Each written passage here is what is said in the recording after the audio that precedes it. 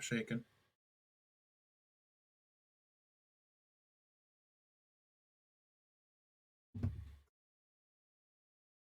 Shaky cam. Blair Witch up in here. That's Blair Witch.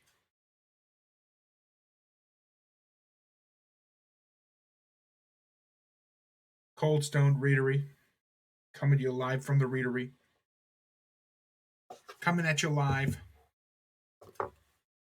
My cat's here. You want to go on camera, kitty? Yeah. I want to show them your lovely little face. Even though there's. Kitty, kitty, kitty. Oh, my lovely little kitty. Oh, his lips all wet. He's just drinking water. He's annoyed that I'm sitting down and petting him. Doesn't want to be. He wants to be held up while I'm holding him up in the air. He doesn't want me to sit down and hold him. I can do that myself. He wants to get up high. He wants to get high. Okay, goodbye. Goodbye, kitty. Too bad y'all missed that cat. 0 viewers. Too bad y'all missed that. And when I say these view stuff, talking to myself, when I say this, I'm not bitter. I don't care how many people watch. I'd be doing all this on my own anyways. I'm just streaming this for fun, not for views.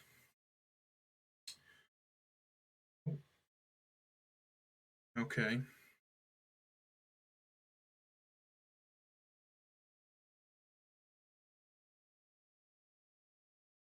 Today, starting a new book here.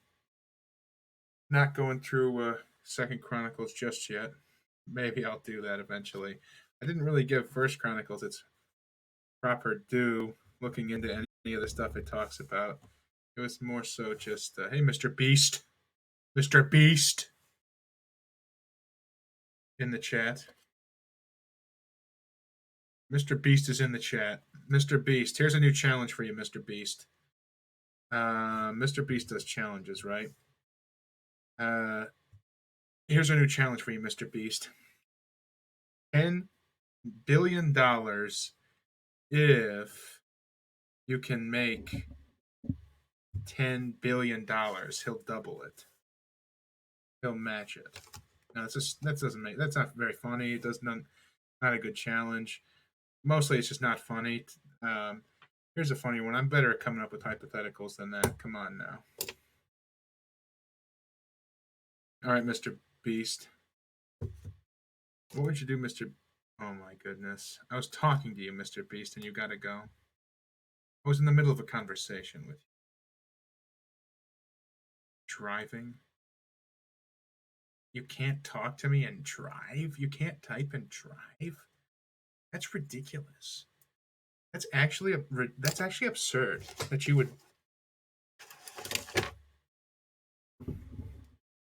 See, I don't finish sentences. I don't finish thoughts anymore. I cut off, and then I always forget that people expect me to say something more.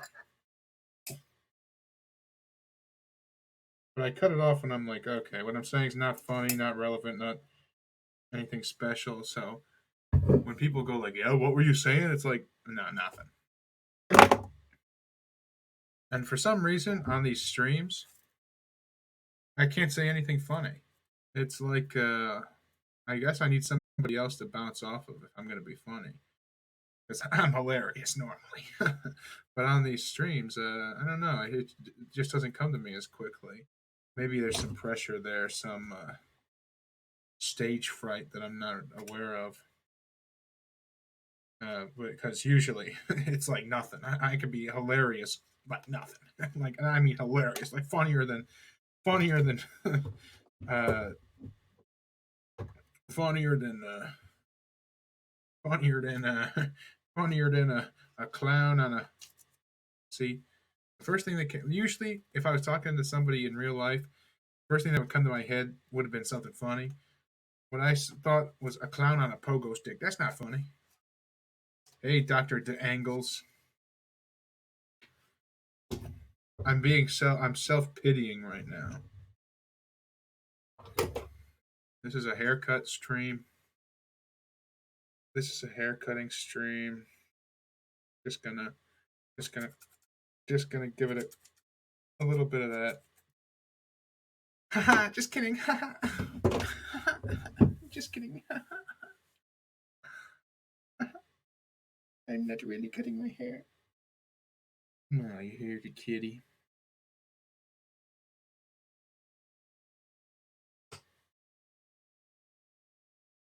Did you just say no to me, Dr. Dangles? That's fine.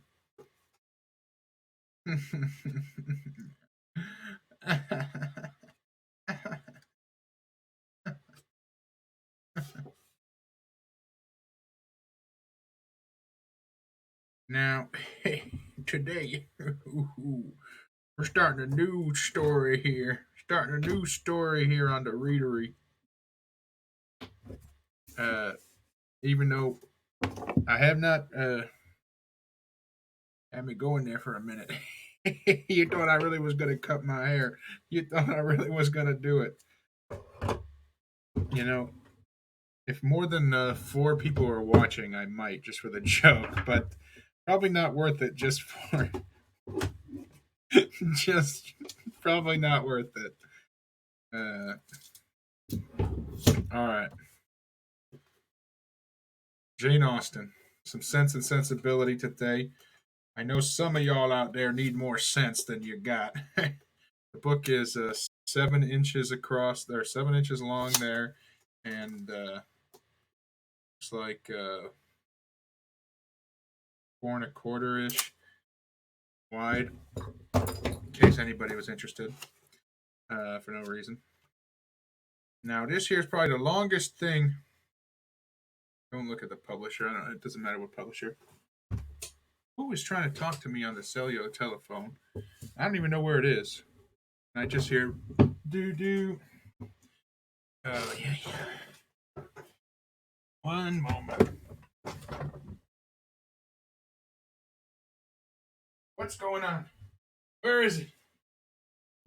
Where are you? Oh, there you are. Oh. No, it's not. Don't worry. I thought maybe somebody might have passed on or something.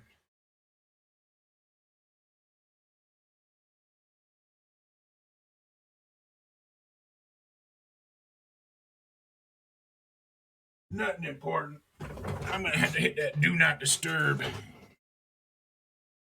Always forget to do that.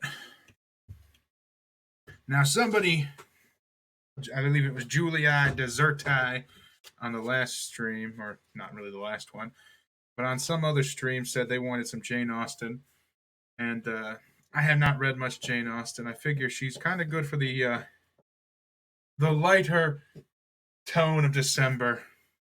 I haven't read much in December here. That's my fault, but I've had other things to do this week. Um, Next week I should be more free to stream more frequently. This isn't what people come here for the readery for. They don't care what I'm doing. What they come here for is for the readery. So, talking about Jane Austen, have not read much of her. I have read Pride and Prejudice for school. Um, this is her first novel, Sense and Sensibility. I don't know anything about it. I don't know the plot. I know it's a romance, as her stories typically are. It's a story of a everyday life in England. This was her first published work, apparently published in 1811. Remember 1811? That was a good year, folks. Actually, it really wasn't. I think that was the year Napoleon invaded Russia. Horrific. Jane Austen is good, says Dr. DeAngles. Thanks for the input. Thanks for the input. Anybody else have anything to say about Jane Austen?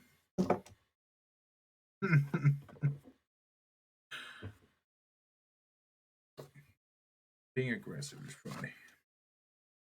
Um,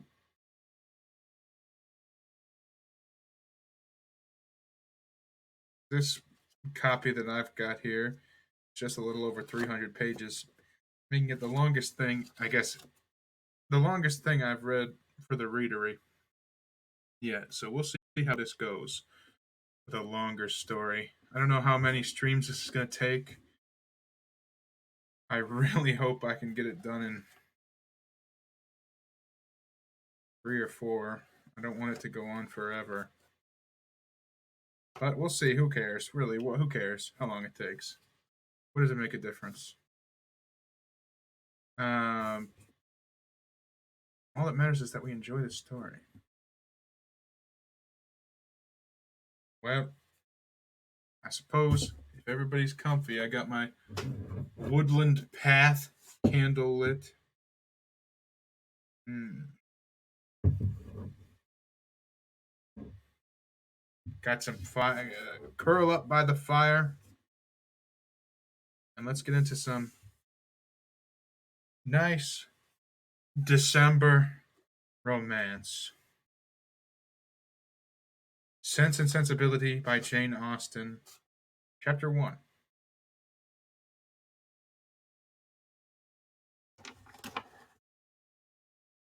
The family of Dashwood had been long settled in Sussex.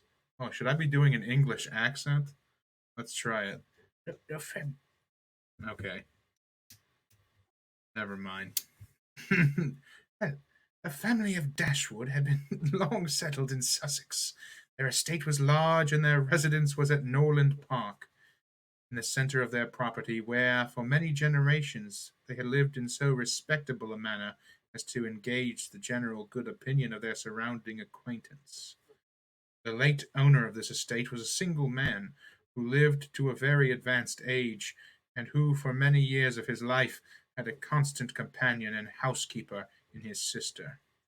But her death, which happened 10 years before his own, produced a great alteration in his home, for to supply her loss, he invited and received into his house the family of his nephew, Mr. Henry Dashwood, the legal inheritor of the Norland estate, and the person to whom he intended to bequeath it. In the society of his nephew and niece, and their children, the old gentleman's days were comfortably spent.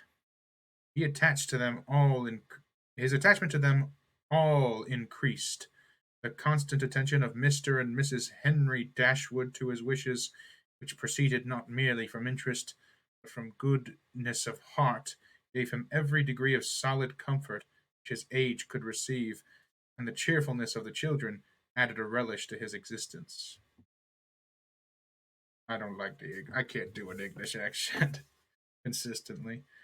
By a former marriage, Mr. Henry Dashwood had one son, by his present lady 3 daughters. The son, a steady, respectable young man, was amply provided for by the fortune of his mother, which had been large, and half of which devolved on him on his coming of age. By his own marriage, likewise, which happened soon afterwards, he added to his wealth. To him, therefore, the succession of the Norland estate was not so really important as to his sisters, for their fortune, independent of what might arise to them from their fathers inheriting that property, would be but small. Their mother had nothing, and their father only £7,000 in his own disposal. For the remaining monety of his first wife's fortune was also secured to her child, and he had only a life interest in it. All about money, all about money right away. The old gentleman died. His will was read, and like almost every other will, gave as much disappointment as pleasure. He was neither so unjust nor so ungrateful as to leave his estate from his nephew, but he left it to him on such terms as destroyed half the value of the bequest. Mr. Dashwood had wished for it more for the sake of his wife and daughters than for himself or his son, but to his son and his son's son, a child of 4 years old. It was secured in such a way as to leave to himself no power of providing for those who were most dear to him and who most needed a provision, by any charge on the estate or by any sale of its valuable woods. The whole was tied up for the benefit of this child, who, in occasional visits with his father and mother at Norland, had so far gained on the affections of his uncle. By such attractions as are by no means unusual in children of 2 or 3 years old, in imperfect articulation, an earnest desire of having his own way, many cunning tricks, and a great deal of noise, as to outweigh all the value of all the attention which, for years, he had received from his niece and her daughters. He meant not to be unkind, however, and as a mark of his affection for the three girls, he left them £1,000 apiece. Mr. Dashwood's disappointment was at first severe, but his temper was cheerful and sanguine, and he might reasonably hope to live many years, and by living economically, lay by a considerable sum from the produce of an estate already large, capable of almost immediate improvement. But the fortune, which had been so tardy in coming, was his only one 12-month. He survived his uncle no longer. Was his only one 12-month. He survived his uncle no longer, and £10,000, including the late legacies, was all that remained for his widow and the daughters. His son was sent for, as soon as his danger was known, and to him Mr. Dashwood recommended, with all the strength and urgency which illness could command, the interest of his mother-in-law and sisters.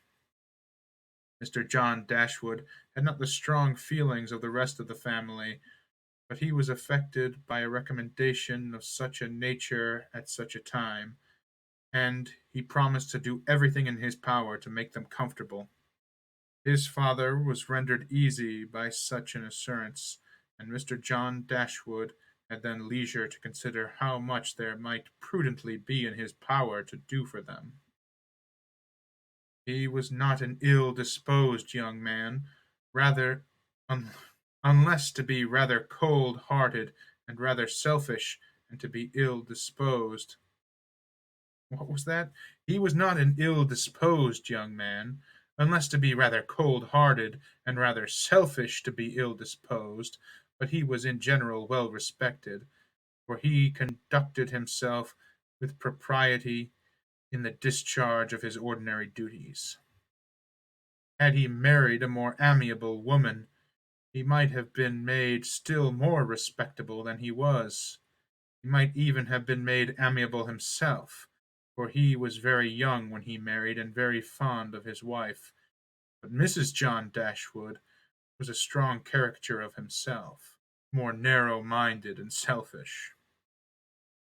When he gave his promise to his father, he meditated within himself to increase the fortunes of his sisters by the present of £1,000 apiece. Then he really thought himself equal to it. The prospect of 4,000 a year, in addition to his present income, besides the remaining half of his own mother's fortune, warmed his heart and made him feel capable of generosity. Yes, he would give them £3,000. It would be liberal and handsome. It would be enough to make them completely easy.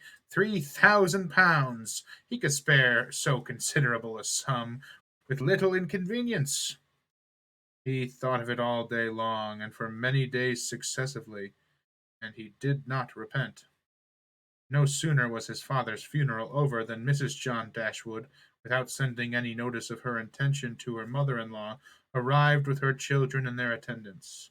No one could dispute her right to come.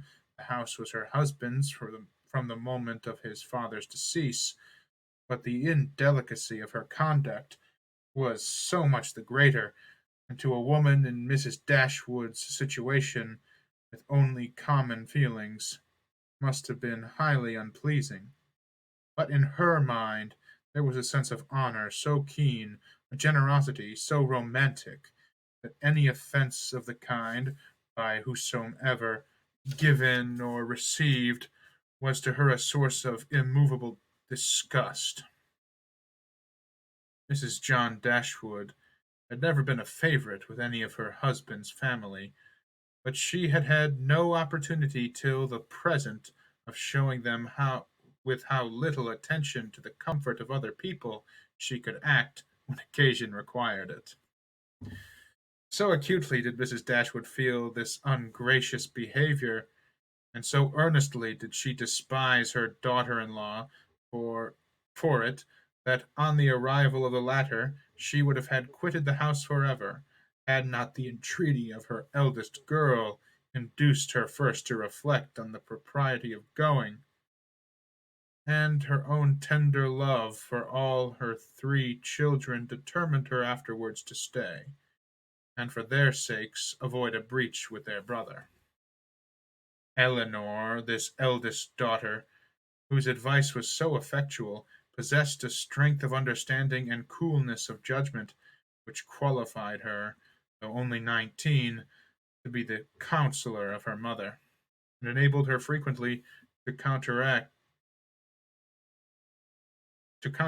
to the advantage of them all that eagerness of mind in Mrs. Dashwood which must generally have led to imprudence. She had an excellent heart, her disposition was affectionate, and her feelings were strong, but she knew how to govern them.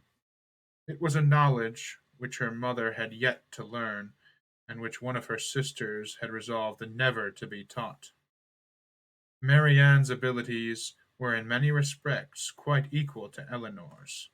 She was sensible and clever, but eager in everything. Her sorrows, her joys, could have no moderation. She was generous, amiable, interesting. She was everything but prudent. The resemblance between her and her mother was strikingly great. Eleanor saw with concern the excess of her daughter's sensibility, but by Mrs. Dashwood it was valued and cherished. They encouraged each other now in the violence of their affliction. The agony of grief which overpowered them at first was voluntarily renewed, was sought for, was created again and again. They gave themselves up wholly to their sorrow, seeking increase of wretchedness in every reflection that could afford it, and resolved against ever admitting consolation in future. Eleanor, too, was deeply afflicted, but still she could struggle, she could exert herself. She could consult with her brother, could receive her sister-in-law on her arrival, and treat her with proper attention, and could strive to rouse her mother to similar exertion, and encourage her to similar forbearance.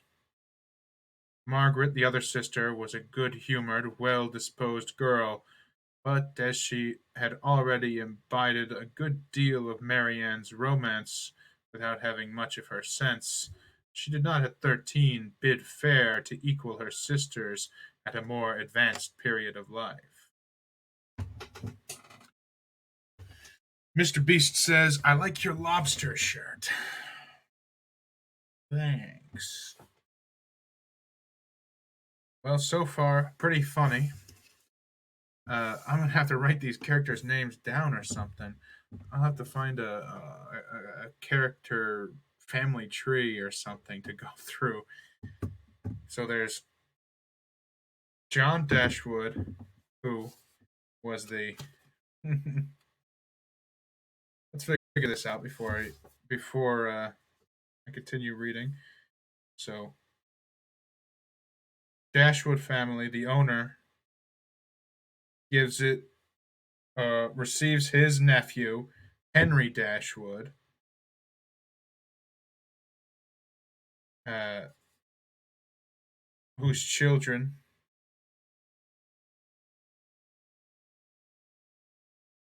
was a son and these three girls, I believe. John Dashwood being their half brother, sister, brother-in-law, whatever that is, half brother, John Dashwood, and the sisters Eleanor, Marianne, and Margaret. And then there's Mrs. John Dashwood. Okay, not too hard.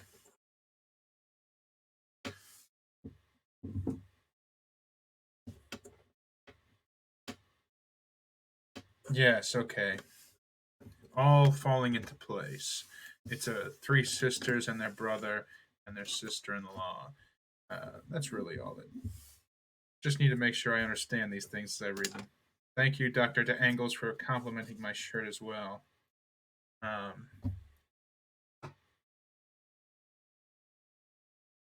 Mr. Beast, give the good doctor $1 million for me, okay? Chapter 2.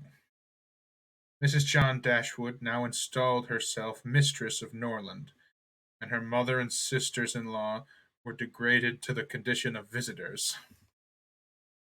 As such, however, they were treated by her with quiet civility, and by her husband with as much kindness as he could feel towards anybody beyond himself, his wife, and their child.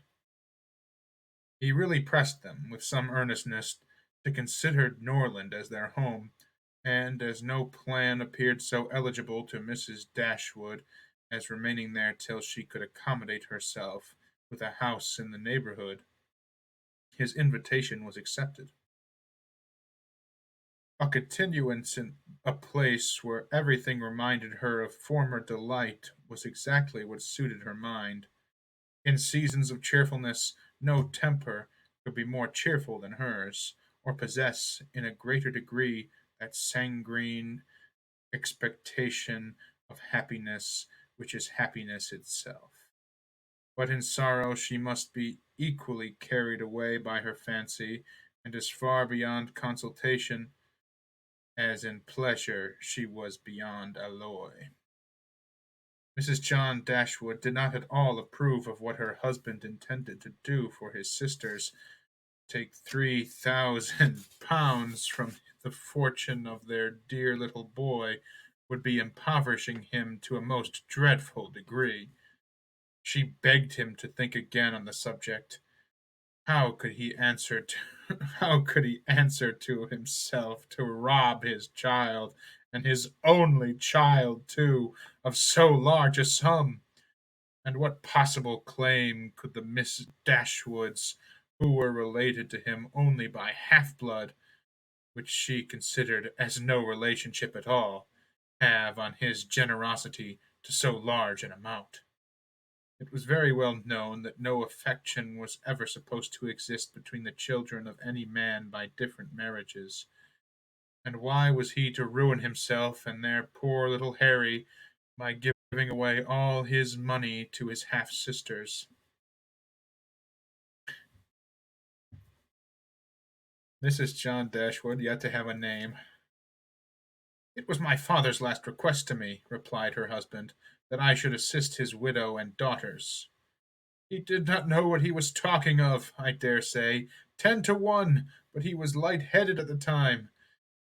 Had he been in his right senses, he could not have thought of such a thing as begging you to give away half your fortune from your own child.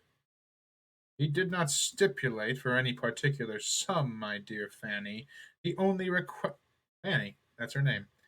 He only requested me in general terms to assist them and make their situation more comfortable than it was in his power to do. Perhaps it would have been as well if he had left it wholly to myself. He could hardly suppose I should neglect them, but as he required the promise, I could do no less than give it. At least I thought so at the time. The promise, therefore, was given and must be performed. Something must be done for them whenever they leave Norland and settle in a new home. Well, then, let something be done for them, but that something need not be £3,000. Consider, she added, that when the money is once parted with, it can never return. Your sisters will marry, and it will be gone forever, if indeed it could ever be restored to our poor little boy. Consider that once the money is parted with, it can never return. Good advice. It's true. Why, to be sure, said her husband very gravely, that would make a great difference. The time may come when Harry will regret that so large a sum was parted with. If he should have a numerous family, for instance, it would be a very convenient addition. To be sure it would. Perhaps, then, it would be better for all parties if the sum were diminished one half. £500 would be a prodigious increase to their fortunes. Oh, beyond anything great!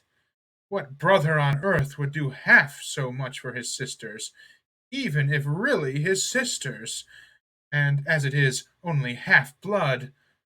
But you have such a generous spirit. I would not wish to do anything mean, he replied. One had rather on such occasions to do much than too little. No one, at least, can think I have not done enough for them. Even themselves. They can hardly expect more. There is no knowing what they may expect, said the lady, but we are not to think of their expectations. The question is, what you can afford to do. Certainly, and I think I may afford to give them £500 apiece. As it is, without any addition of mine, they will each have above £3,000 on their mother's death, a very comfortable fortune for any young woman. To be sure it is, and indeed it strikes me that they can want no addition at all. They will have £10,000 divided amongst them.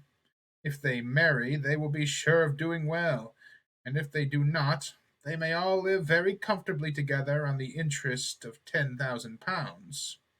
That is very true, and therefore I do not know whether, upon the whole, it would not be more advisable to do something for their mother while she lives rather than for them. Something of the annuity kind, I mean. My sisters would feel the good effect of it as well as herself. 100 a year would make them all perfectly comfortable. His wife hesitated a little, however, in giving her consent to this plan. To be sure, said she, it is better than parting with £1,500 at once. But then, if Mrs. Dashwood should live 15 years, we shall be completely taken in. 15 years! My dear Fanny, her life cannot be worth half that purchase. Hey, hey! My cat's a little devil, a little Damon. Devil child. 15 years! My dear Fanny, her life cannot be worth half that purchase. Certainly not. But if you observe, people always live forever when there is any annuity to be paid them. And she is very stout and healthy, and hardly 40. An annuity is a very serious business. It comes over and over every year, and there is no getting rid of it. You are not aware of what you are doing. I have known a great deal of the trouble of annuities, for my mother was clogged with the payment of three to old superannuated servants by my father's will, and it is amazing how disagreeable she found it. Twice every year these annuities were to be paid, and then there was the trouble of getting it to them, and then one of them was said to have died, and afterwards it turned out to be no such thing. My mother was quite sick of it. Her income was not her own, she said, with such perpetual claims on it, and it was more unkind in my father, because otherwise the money would have been entirely at my mother's disposal without any restriction whatever. It has given me such abhorrence of annuities that I am sure I would not pin myself down to the payment of one for all the world. Hmm. It is certainly an unpleasant thing, replied Mr. Dashwood.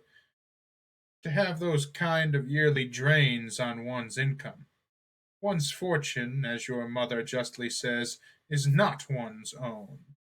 To be tied down to the regular payment of such a sum on every rent day is by no means desirable. It takes away one's independence. Undoubtedly. And as you all have no and as you all have no thanks for it, they think themselves secure. You do no more than what is expected, and it raises no gratitude at all. If I were you, whatever I did should be done at my own discretion entirely. I would not bid myself to allow them anything yearly. It may be very inconvenient some years to spare 100 or even £50 from our own expenses. I believe you are right, my love. It will be better that there should be no annuity in this case. Whatever I may give them occasionally will be of far greater assistance than a yearly allowance, because they would only enlarge their style of living if they felt sure of a larger income, and it would not be sixpence the richer for it at the end of the year. It will certainly be the best way. A present of £50 now and then will prevent their ever being distressed for money, and will, I think, be amply discharging my promise to my father. Discharging my promise to my father.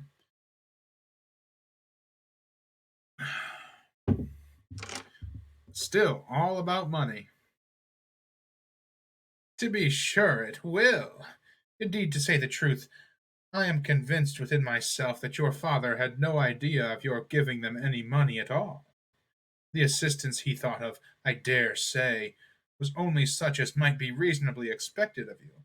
For instance, such as looking out for a comfortable small house for them, helping them to move their things, and sending them presents of fish and game and so forth whenever they are in season. I'll lay my life that he meant nothing further. Indeed, it would be very strange and unreasonable if he did. Do but consider, my dear Mr. Dashwood, how excessively comfortable your mother-in-law and her daughters may live on the interest of £7,000, besides the £1,000 belonging to each of the girls, which brings them in £50 a year apiece. And of course they will pay their mother for their board out of it. Altogether they will have 500 a year amongst them, and what on earth can four women want for more than that? They will live so cheap. Their housekeeping will be nothing at all. They will have no carriage, no horses, and hardly any servants. They will keep no company, and have no expenses of any kind. Only conceive how comfortable they will be. 500 a year! I am sure I cannot imagine how they will spend half of it. And as to your giving them more, it is quite absurd to think of it. They will be much able to give you. They will be as much. They will be much more able to give you something. Yeah, they'll live fine. They don't need any servants or carriages or anything. Not like they need to get around anywhere. Upon my word, said Mr. Dashwood, I believe you are perfectly right. My father certainly could mean nothing more by his request to me than what you say.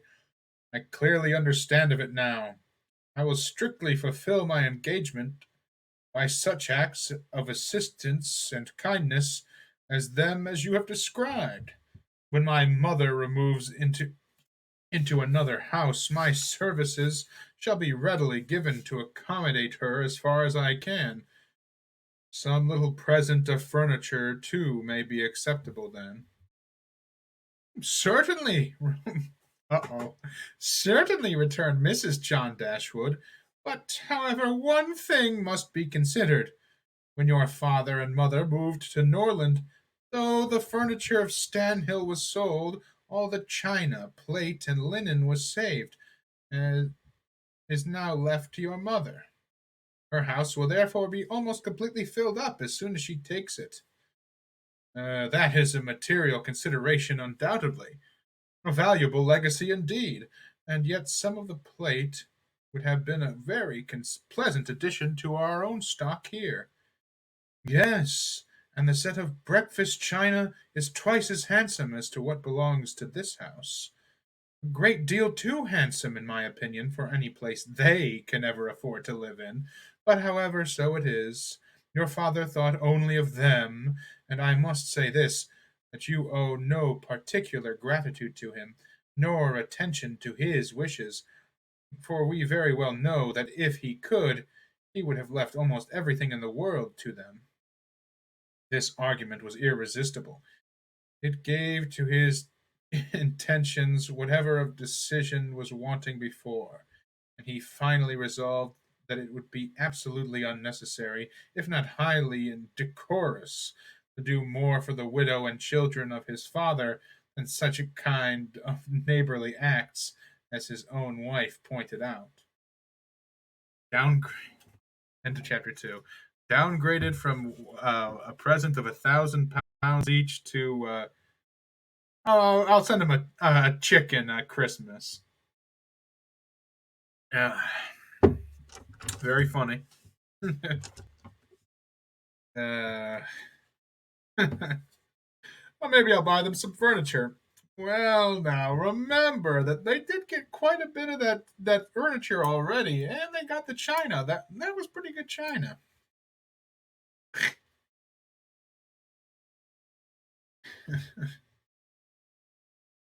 Uh, chapter three. Chapter three. Chapter three. Chapter PP. Chapter 3. Mrs. Dashwood remained at Norland several months. Excuse you. Not from any disinclination to move.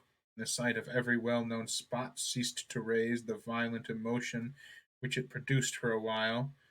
For when her spirits began to revive, and her mind became capable of some other exertion than that of heightening of its affliction by melancholy remembrances, she was impatient to be gone, and indefatigable in her inquiries for a suitable dwelling in the neighborhood of Norland, for to remove far from that beloved spot was impossible.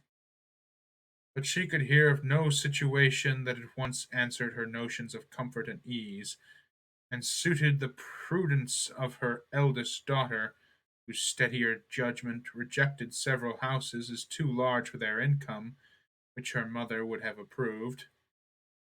Mrs. Dashwood had been informed by her husband of the solemn promise on the part of his son in their favor, which gave comfort to his last earthly reflections. She doubted the sincerity of this assurance no more than she had doubted it than he had doubted it himself, and she thought of it for her daughter's sake with satisfaction, though as for herself, she was persuaded that a much smaller provision than £7,000 would support her in affluence. For their brother's sake, too, for the sake of his own heart, she rejoiced, and she reproached herself for being unjust to his merit before in believing him incapable of generosity. His attentive behavior to himself and his sisters convinced her that their welfare was dear to him, and for a long time she firmly relied on the liberality of his intentions. The contempt which she had very early in their acquaintance felt for her daughter in law was very much increased by the further knowledge of her character, which half a year's residence in her family afforded, and perhaps in spite of every consideration of politeness or maternal affliction on the side of the former, two ladies might have found it impossible to have lived together so long had not a particular circumstance occurred to give them still greater eligibility, according to the opinions of Mrs. Dashwood, to her daughter's continuance at Norland. This circumstance was a growing attachment between her eldest girl and the brother of Mrs. John Dashwood, a gentlemanlike and pleasing young man who was introduced to their acquaintance soon after his sister's establishment at Norland, and who had since spent the greatest part of his time there.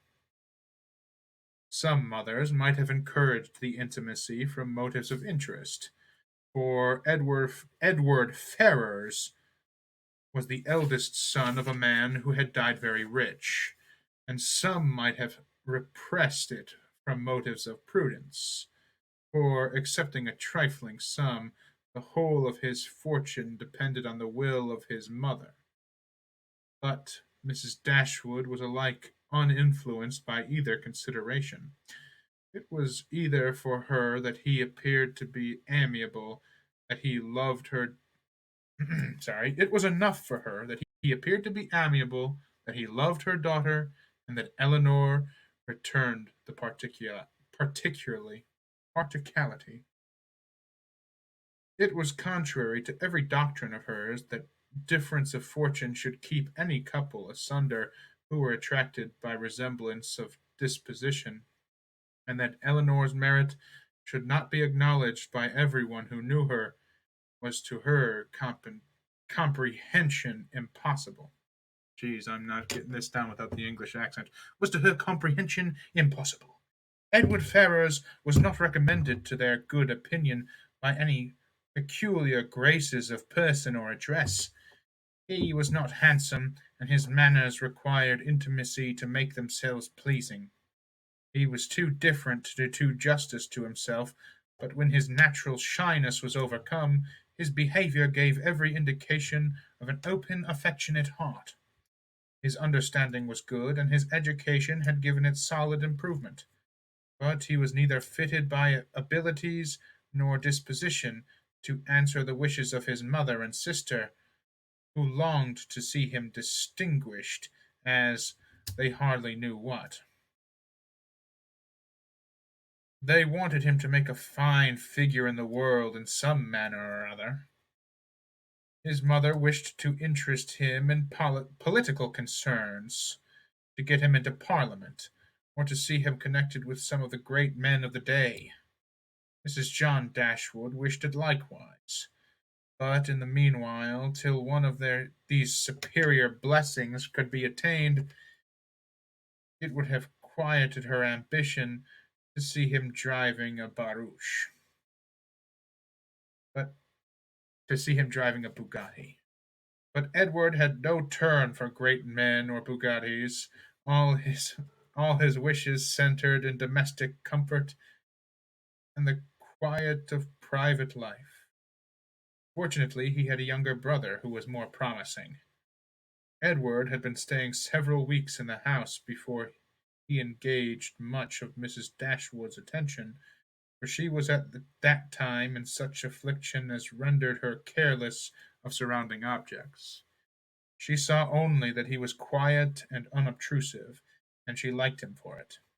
He did not disturb the wretchedness of her mind by ill-timed conversation. She was first called to observe and approve him further by a reflection which Eleanor chanced one day to make on the difference between him and his sister. It was a contrast which recommended him most forcibly to her mother. "It is enough," she said, "to say that he is unlike Fanny is enough. It implies everything amiable. I love him already." "I think you will like him," said Eleanor, "when you know more of him." "Like him," replied her mother with a smile, "I can feel no sentiment of approbation inferior to love." "You may esteem him." "I have never yet known what it is to separate esteem and love." Mrs. Dashwood now took pains to get acquainted with him. Her manners were attaching, and soon banished his reserve. She speedily comprehended all his merits.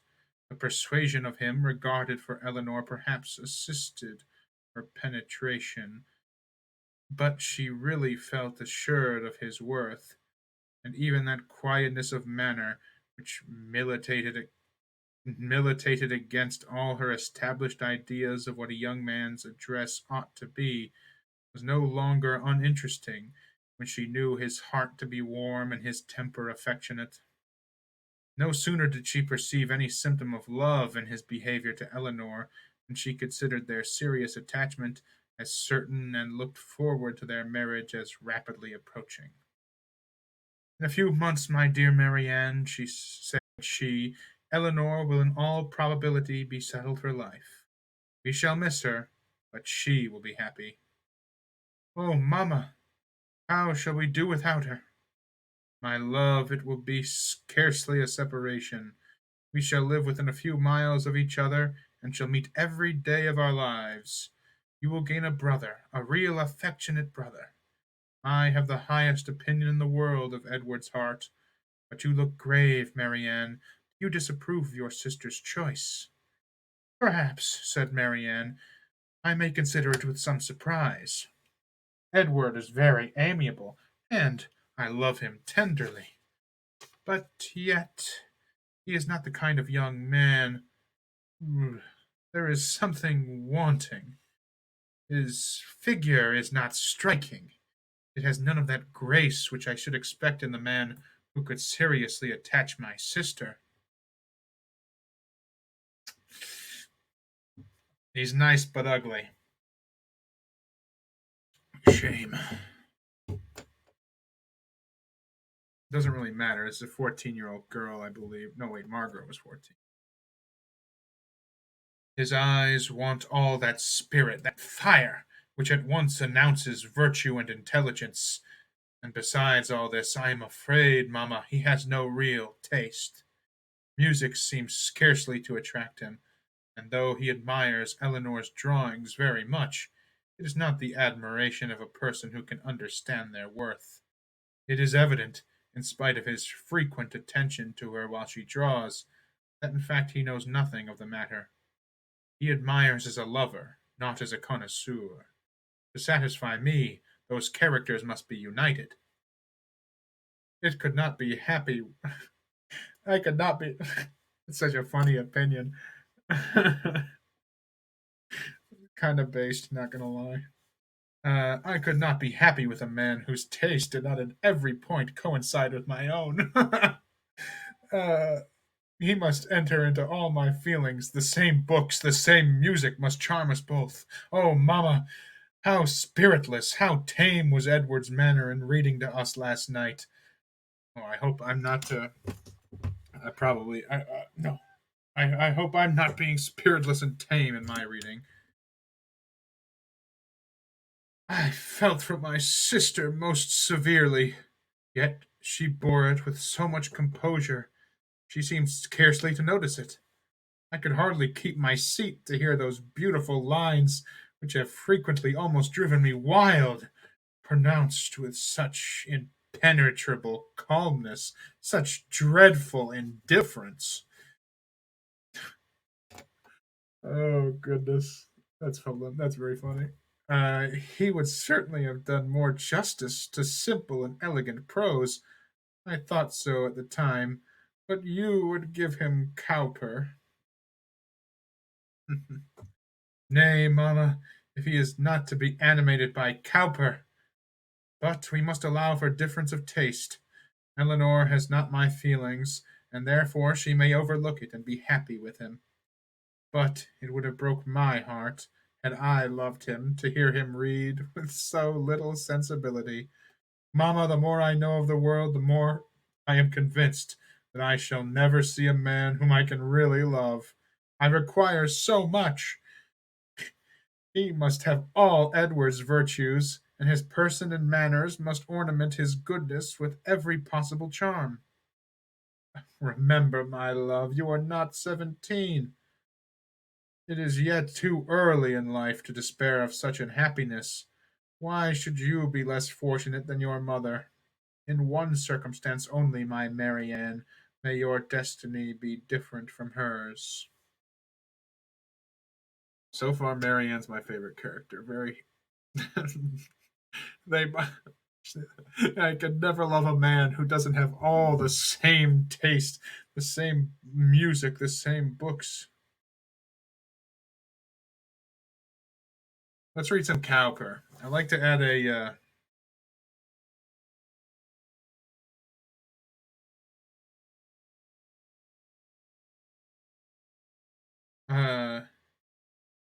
I like to read poems during this too. Maybe I'll add some Cowper at the end there. Let's see. He's got some. That's the end of chapter 3. when I take I'll take pauses in between the chapter breaks to say these thoughts that have come to my head. So if I start rambling on, it's probably in the middle of a chapter or in between chapters. Ooh, well, heck, an advertisement. Some William Cowper. Now, you don't want to read if you're not animated by Cowper. Let's see. Am I better than poor Edward?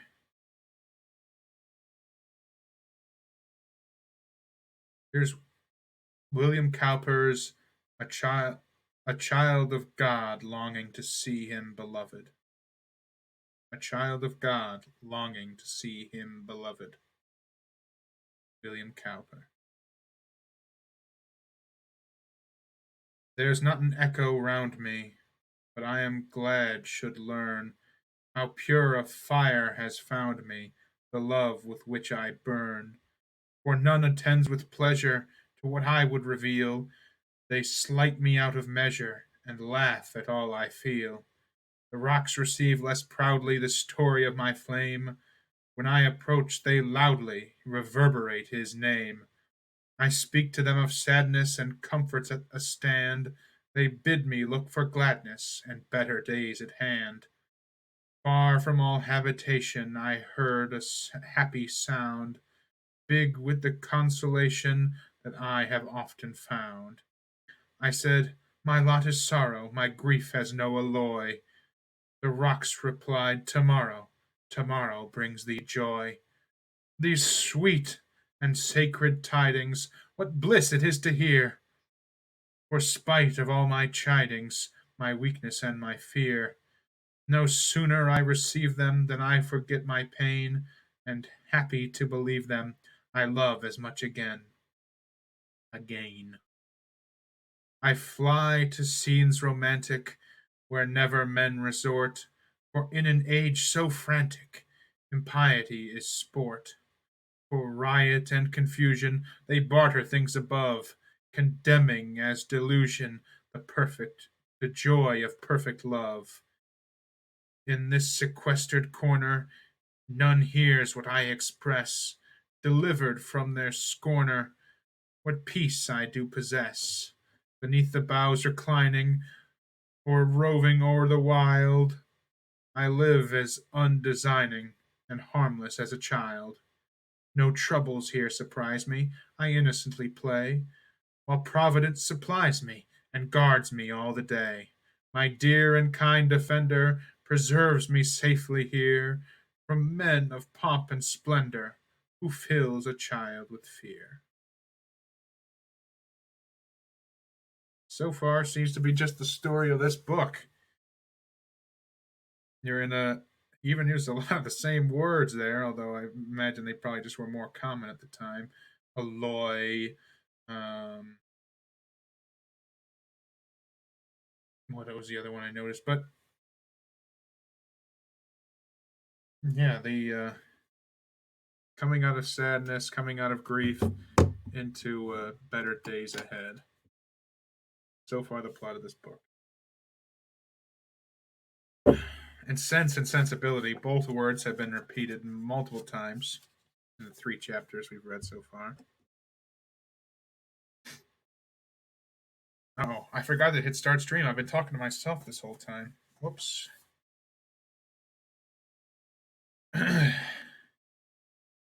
Yeah. If you ever hand a guy Cowper to read and he does it without any passion,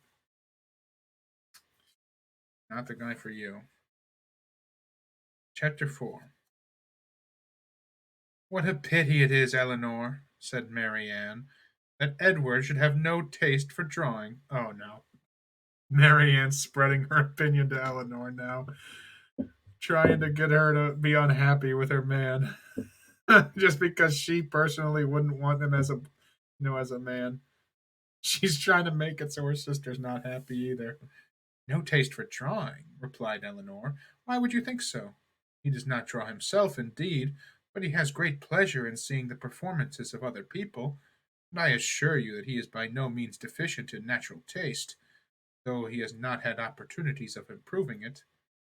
Had he ever been in the way of learning, I think he would have drawn very well.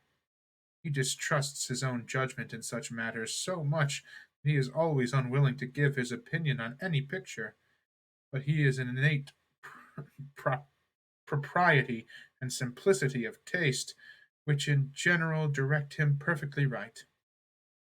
Marianne was afraid of offending, and said no more on the subject, but the kind of approbation which Eleanor described as excited in him by drawings of other people was very far from the rapturous delight which, in her opinion, could alone be called taste. Yet, though smiling within herself at the mistake, she honored her sister for that blind partiality to Edward which produced it. I hope, Marianne, continued Eleanor, you do not consider him as deficient in general taste. Indeed, I think I may say that you cannot, for your behavior to him is perfectly cordial, and that and if that were your opinion, I am sure you could never be civil to him. She knows her sister. Marianne hardly knew what to say. She would not. She spot on, nailed her. She would not wound the feelings of her sister on any account, and yet to say what she did not believe was impossible. At length she replied, "Do not be offended, Eleanor, if my praise of him is not in everything equal to your sense of his merits. I have not had so many opportunities of estimating the minuter propensities of his mind, his inclinations, his tastes, as you have, but I have the highest opinion in the world of his goodness and sense. I think him everything that is worthy and amiable." I like how they're breaking the people down. It's not just, oh yeah, I don't like him. It's his taste is no good, but his his sense and his goodness, those are good. His inclinations, well, they're not so good. Uh, I'm trying to think. Do we do that to people nowadays, or do we more generalize people? Hmm. It's interesting to break somebody down like that and judge them on each of these little individual merits. What else are they doing all day but thinking about this stuff? I am sure, replied Eleanor with a smile, that his dearest friends could not be dissatisfied with such commendations as that. I do not perceive how you could express yourself more warmly. Marianne was rejoiced to find her sister so easily pleased. Of his sense and goodness, continued Eleanor, no one, I can think, no one can, I think, be in doubt, who has seen him often enough to engage him in unreserved conversation. The excellence of his understanding and his principles can be concealed only by that shyness which too often keeps him silent. You know enough of him to do justice to his solid worth, but of his minuter propensities, as you call them, you have from peculiar circumstances been kept more ignorant than myself.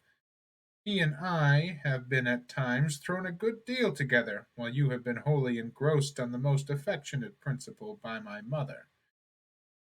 I have seen a great deal of him, have studied his sentiments, and heard his opinion on subjects of literature and taste, and upon the whole, I venture to pronounce that his mind is well informed, his enjoyment of books exceedingly great, his imagination lively, his observation just and correct, and his taste delicate and pure. His abilities in every respect improve as much upon acquaintance as his manners and person. At first sight, his address is certainly not striking, and his person can hardly be called handsome, till the expression of his eyes, which are uncommonly good, and the general sweetness of his countenance is perceived. At present I know him so well that I think him really handsome, or at least almost so. What say you, Marianne? I shall very soon think him handsome, Eleanor, if I do not now. When you tell me, I should probably do voices for these people to separate them, but it's all women. I can't do all these splash myself all these women voices. Hmm.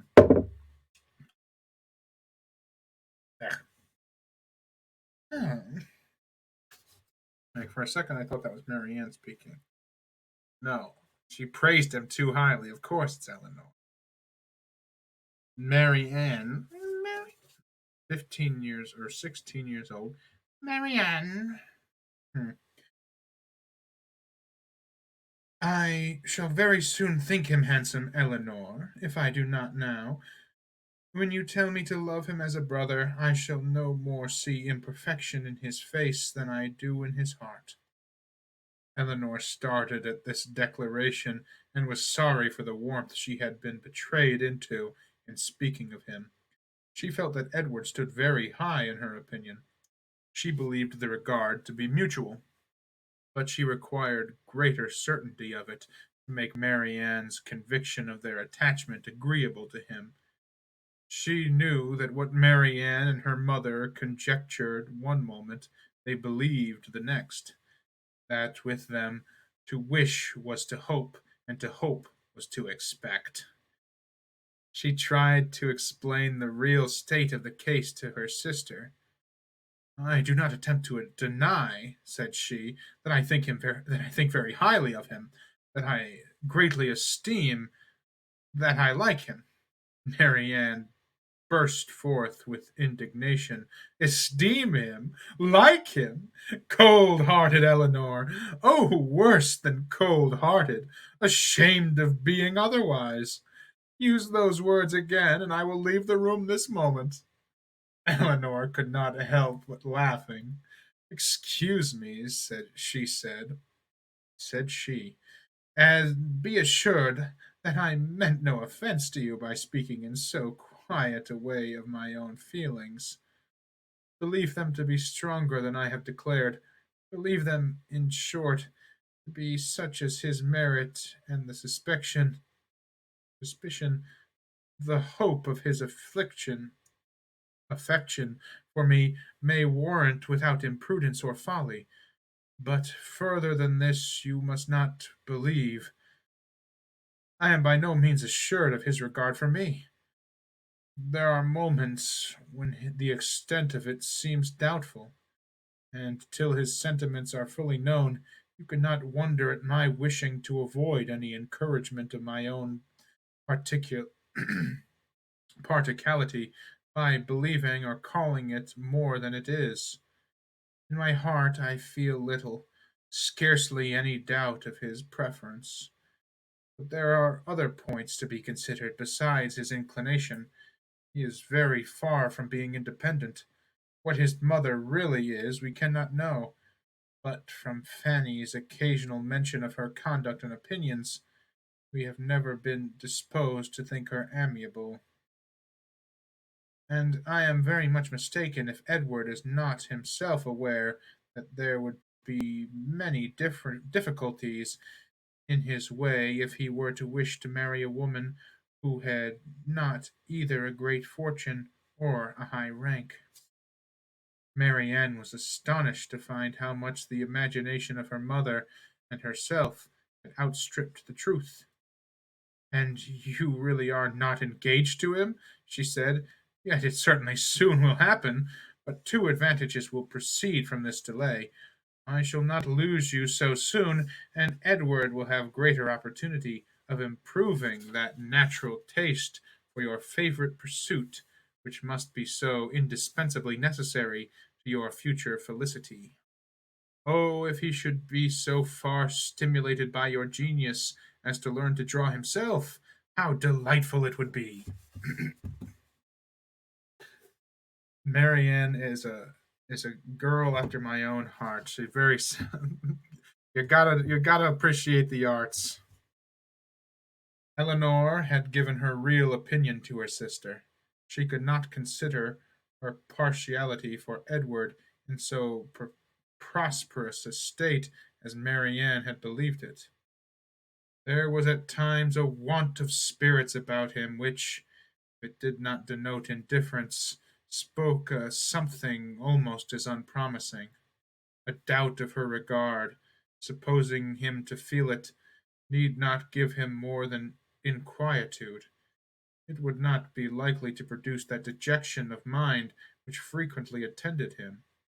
A more reasonable cause might be found in the dependent situation which forbade the indulgence of his affection.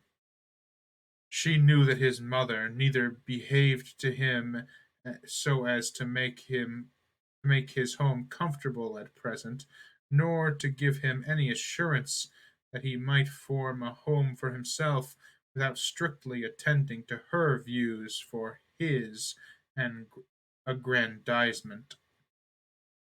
With such a knowledge as this, it was impossible for Eleanor to feel easy on the subject. She was far from depending on that result of his preference of her which her mother and sister still considered as certain. Nay, the longer they were together, the more doubtful seemed the nature of his regard, and sometimes, for a few painful minutes, she believed it to be no more than a friendship. Friend zoned. She got friend zoned by the she got friend zoned by the rich man.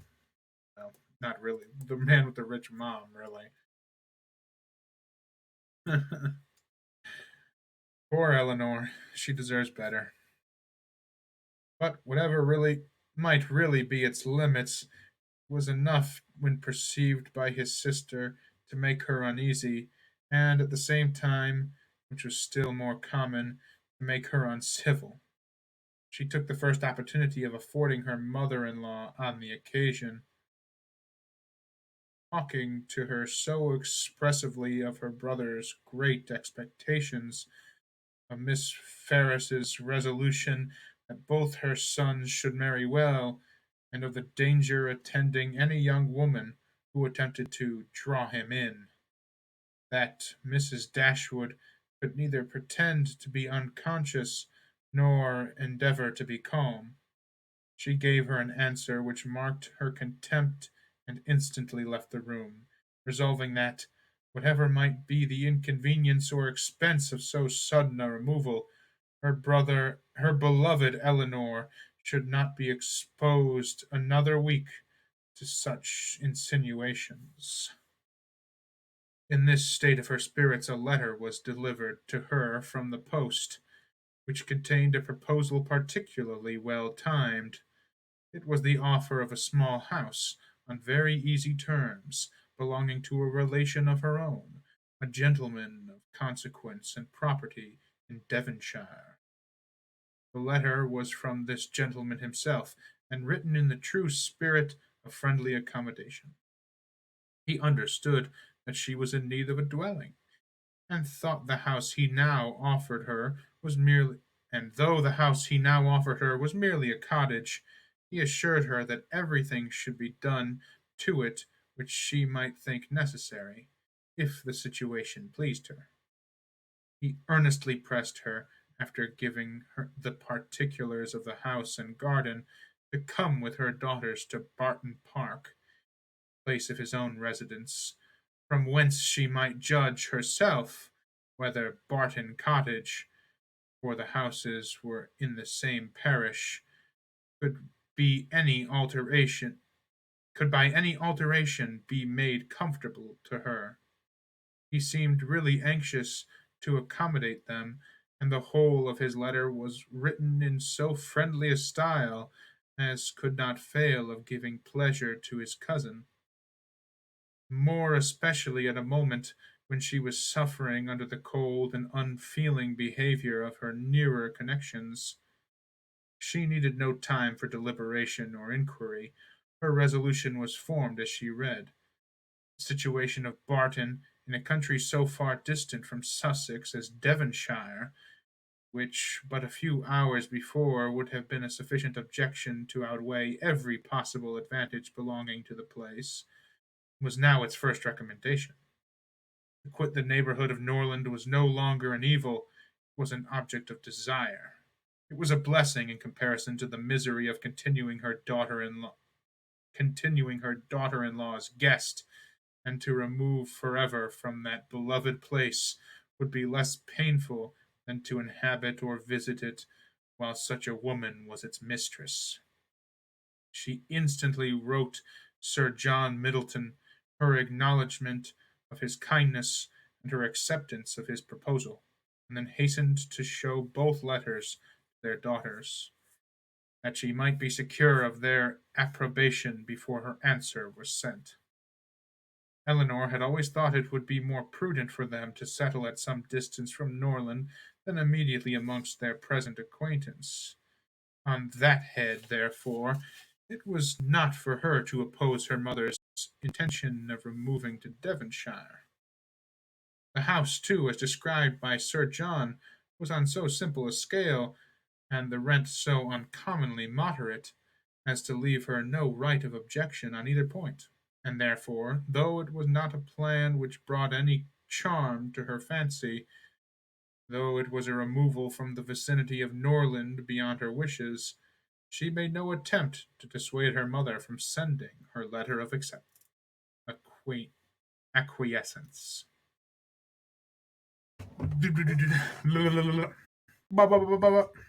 Red leather, yellow leather, red leather, yellow leather, red leather, yellow leather, red leather, yellow leather. Man, a lot of a lot of old words, or old English words, not old English, but a lot of these more antiquated English words look and are spelled almost exactly the same as more common words. Acquiescence. To me, it's almost like a dyslexia, where I see acquiescence and I just go acquaintance, even though it's clearly acquiescence. Uh, it's kind of like how you can put the first and the last letter down and then jumble up all the middle letters, and you'll still just read the word normally. Uh, if you never tried that trick, give it a shot. Um,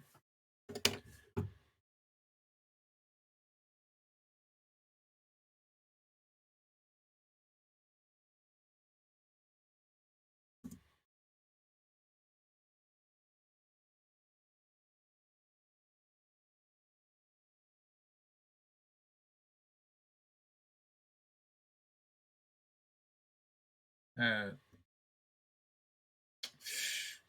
I was trying to try it out there, but that's a little problem I have with reading this book. But I'll get better at reading books as I go along. How about spelling acquiescence?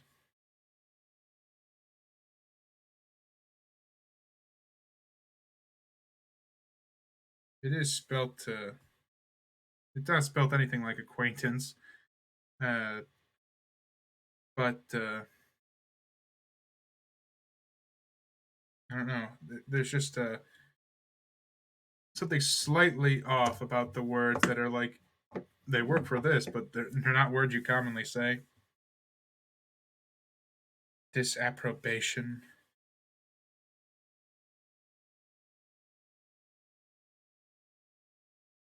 impracticable, impracticable, impracticable. 12 month. I'm gonna start calling every year a 12 month. They're just weird little words and such. It's interesting to see. I like it. Chapter 5. No sooner was her answer dispatched than Mrs. Dashwood indulged herself in the pleasure of announcing to her son-in-law and his wife that she was provided with an house, and should incommode them no longer than till everything were ready for their inhabiting it. They heard her with surprise. Mrs. John Dashwood said nothing, but her husband civilly hoped that she would not be settled far from Norland. She had great satisfaction in replying that she was going into Devonshire. Edward turned hastily toward her on hearing this, and in a voice of surprise and concern, which required no explanation to her, repeated, "Devonshire! Are you indeed going there, so far from hence? And to what part of it?"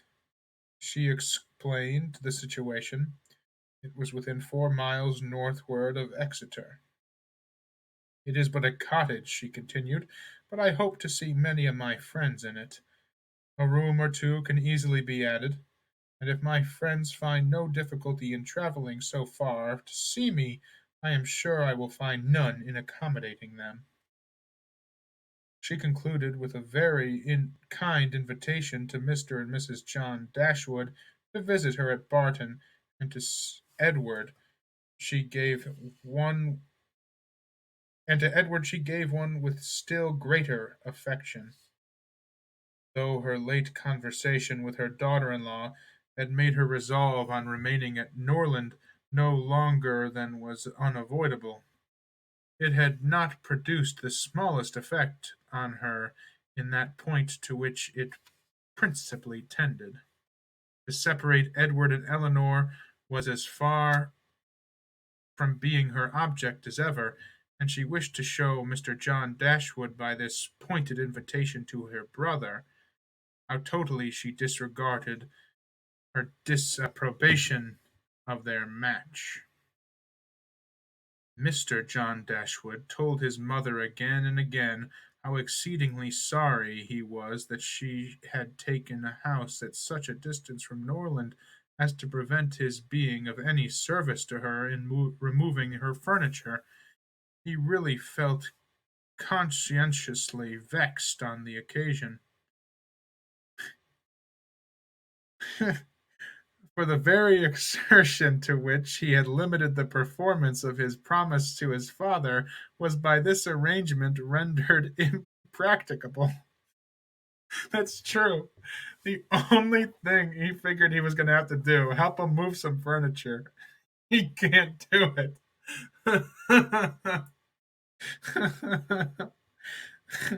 The furniture was all sent round by water. It chiefly consisted of household linen, plate, china, and books, with an handsome pianoforte of Marianne's. Mrs. John Dashwood saw the packages depart with a sigh. She could not help feeling it hard that as Mrs. Dashwood's income would be so trifling in comparison with their son, she would have any handsome article of furniture. Mrs. Dashwood took the house for a twelvemonth.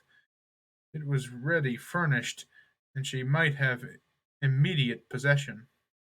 No difficulty arose on either side in this agreement, and she waited only for the disposal of her effects at Norland, and to determine her future household before she set off for the West. And this, as she was exceedingly rapid in the performance of everything that interested her, was soon done. The horses which were left her by her husband had been sold soon after his death, and an opportunity now offering of disposing of her carriage, she agreed to sell that likewise at the earnest advice of her eldest daughter. For the comfort of her children, had she consulted only her own wishes, she would have kept it, but the discretion of Eleanor prevailed. Her wisdom too limited the number of their servants to 3, 2 maids and a man, with whom they were steadily provided for amongst those who had formed their establishment at Norland. The man and one of the maids were sent off immediately into Devonshire to prepare the house for their mistress's arrival, for as Lady Middleton was entirely unknown to Mrs. Dashwood, she preferred going directly to the cottage to being a visitor at Barton Park, and as and she relied so undoubtingly on Sir John's description of the house as to feel no curiosity to examine it herself till she entered it as her own. Her eagerness to be gone from Norland was preserved from diminution by the evident satisfaction of her daughter-in-law in the prospect of her removal, a satisfaction which was but feebly attempted to be concealed under a cold invitation to her to defer her departure. Now was the time when her son-in-law's promise to his father might, with particular propriety, be fulfilled, since he had neglected to do it on first coming to the estate. Their quitting his house might be looked on as the most suitable period for its accomplishment. But Mrs. Dashwood began shortly to give over every hope of the kind, and to be convinced from the general drift of his discourse that his assistance extended no further than their maintenance for 6 months at Norland. He so frequently talked of the increasing expenses of housekeeping and of the perpetual demands upon his purse, which a man of any consequence in the world was beyond calculation exposed to, that he seemed rather to stand in need of more money himself than to have any design of giving money away. In a few in a very few weeks from the day which brought Sir John Middleton's first letter to Norland, everything was so far settled in their future abode as to enable Mrs. Dashwood and her daughters to begin their journey. Many were the tears shed by them in their last adieus to a place so much beloved. "Dear, dear Norland," said Mary Ann, as she wandered alone before the house on the last evening of their being there, "when shall I cease to regret you? When you learn to feel a home elsewhere? Oh, happy house! Could you know what I suffer in now viewing you from this spot, from whence perhaps I may view you no more, and you, ye well-known trees, but you will continue the same. No leaf will decay because we are removed, nor any branch become motionless, although we can observe you no longer. No, you will continue the same, unconscious of the pleasure or the regret you occasion, and insensible of any change in those who walk under your shade. But who will remain to enjoy you?" Marianne continuing to be my favorite character. Oh, happy house, ye well known trees. Talking like Keats. Chapter 6. The first part of their journey was performed in too melancholy a disposition to be otherwise than tedious and unpleasant. But as they drew towards the end of it, their interest in the appearance of a country which they were to inhabit overcame their dejection, and a view of Barton Valley as they entered it gave them cheerfulness. It was a pleasant, fertile spot, well wooded and rich in pasture. After winding along it for more than a mile, they reached their own house. A small green court was the whole of its demesne in front. Demesne? Okay. Demesne. I don't know this word. Let's learn a new word. This is a learning channel. Demesne, Demesne, Demesne. Demesne. Uh,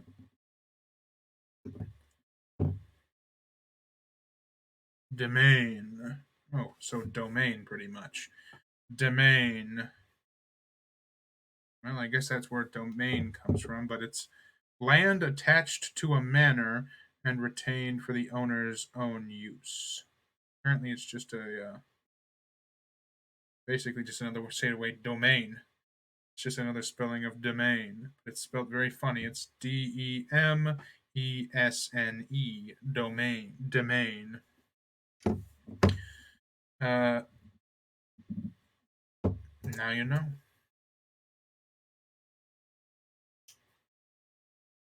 Where was I? After winding along it for more than a mile, let's start back a little bit further so we can. The first part of their journey was performed in too melancholy a disposition to be otherwise than tedious and unpleasant. But as they drew towards the end of it, their interest in the appearance of a country which they were to inhabit overcame their dejection, and a view of Barton Valley as they entered it gave them cheerfulness. It was a pleasant, fertile spot, well wooded and rich in pasture. After winding along it for more than a mile, they reached their own house. A small green court was the whole of its domain in front, and a neat wicket gate admitted them into it. As a house, Barton Cottage, though small, was comfortable and compact, but as a cottage it was defective. For the building was regular, the roof was tiled, the window shutters were not painted green, nor were the walls covered with honeysuckles. A narrow passage led directly through the house into the garden behind. On each side of the entrance was a sitting room about 16 feet square, and behind them were the offices and the stairs. 4 bedrooms and 2 garrets formed the rest of the house. It had not been built many years and was in good repair. In comparison of Norland, it was poor and small indeed. The tears which recollection called with but the tears which recollection called forth as they entered the house were soon dried away. They were cheered by the joy of the servants on their arrival, and each for the sake of the other resolved to appear happy. It was very early in September. The season was fine, and from first seeing the place under the advantage of good weather, they received an impression in its favor, which was of material service in recommending it to their lasting approbation. The situation of the house was good. High hills rose immediately behind, and at no great distance on each side, some of which were open downs, the others cultivated and woody. The village of Barton was chiefly on one of these hills, and formed a pleasant view from the cottage windows. The prospect in front was more extensive. It commanded the whole of the valley and reached into the country beyond. The hills which surrounded the cottage terminated the valley in that direction. Under another name and in another course, it branched out again between two of the steepest of them. With the size and furniture of the house, Mrs. Dashwood was upon the whole well satisfied, for though her former style of life rendered many additions to the latter indispensable, yet to add and improve was a delight to her, and she had at this time ready money enough to supply all that was wanted of greater elegance to the apartments. As for the house itself, to be sure, she said, it is too small for our family, but we will make ourselves tolerably comfortable for the present, as it is too late in the year for improvements. Perhaps in the spring, if I have plenty of money, as I dare say I shall, we may think about building. These parlors are both too small for such parties of our friends as I hope to see often collected here, and I have some thoughts of throwing the passage into one of them with perhaps a part of the other, and so leave the remainder of that other for an entrance. This, with a new drawing room, which may be easily added, and a bedchamber and garret above, will make it a very snug little cottage. I could wish the stairs were handsome, but one must not expect everything, though I suppose it would be no difficult matter to widen them. I shall see how much I am beforehand with the world in the spring, and we will plan our improvements accordingly. In the meantime, I wish you could just say, oh, yeah, I'll just add another room. That'll be easy enough. In the meantime, till all the alterations could be made from the savings of an income of 500 a year, by a woman who never saved in her life. They were wise enough to be contented with the house as it was, and each of them was busy in arranging their particular concerns, and endeavoring, by placing around them their books and other possessions, to form themselves a home.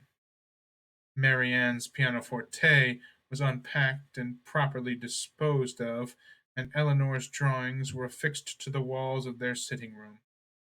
In such employments as these they were interrupted soon after breakfast the next day by the entrance of their landlord, who called to welcome them to Barton, and to offer them every accommodation from his own house and garden in which theirs might at present be deficient. Sir John Middleton was a good-looking man about 40. He had formerly visited at Stanhill, but it was too long ago for his young cousins to remember him. His countenance was thoroughly good-humoured, and his manners were as friendly as the style of his letter. Their arrival seemed to afford him real satisfaction, and their comfort to be an object of real solicitude to him. He said much of his earnest desire of their living in the most sociable terms with his family, and pressed them so cordially to dine at Barton Park every day till they were better settled at home, that though his entreaties were carried to a point of perseverance beyond civility, they could not give offence. His kindness was not confined to words, for within an hour after he left them, a large basket of garden stuff and fruit arrived from the park, which was followed before the end of the day by a present of game. He insisted, moreover, on conveying all their letters to and from the post for them, and would not be denied the satisfaction of sending them his newspaper every day. Lady Middleton had sent a very civil message by him, denoting her intention of waiting on Mrs. Dashwood as soon as she could be assured that her visit would be no inconvenience; and as this message was answered by an invitation equally polite, her ladyship was introduced to them the next day. They were of course very anxious to see a person on whom so much of their comfort at Barton must depend, and the elegance of her appearance was favourable to their wishes. Lady Middleton was not more than 6 or 7 and 20. Her face was handsome, her figure tall and striking, and her address graceful. Her manners had all the elegance which her husband's wanted, but they would have been improved by some share of his frankness and warmth, and her visit was long enough to detract something from their first admiration, by showing that though perfectly well bred, she was reserved, cold, and had nothing to say for herself beyond the most commonplace inquiry or remark. Conversation, however, was not wanted, for Sir John was very chatty, and Lady Middleton had taken the wise precaution of bringing with her their eldest child, a fine little boy about 6 years old, by which means there was one subject always to be recurred to by the ladies in case of extremity, for they had to inquire his name and age, admire his beauty, and ask him questions which his mother answered for him, while he hung about her and held down his head, to the great surprise of her ladyship, who wondered at his being so shy before company as he could make noise enough at home. On every formal visit a child ought to be of the party, by way of provision for discourse. In the present case it took up 10 minutes to determine whether the boy were most like his father or mother. Oh God. That conversation still happens all the time. 10 minutes of, oh, but he's got your, oh, but he's got his, oh, but she's got hers. And in what particular he resembled either. For of course everybody differed, and everybody was astonished at the opinion of the others. An opportunity was soon to be given of the Dashwoods of debating on the rest of the children, as Sir John would not leave the house without securing their promise of dining at the park the next day.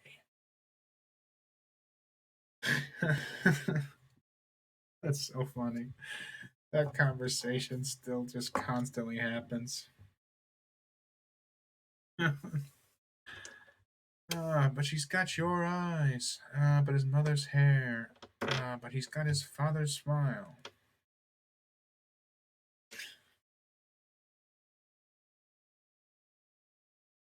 Chapter 7.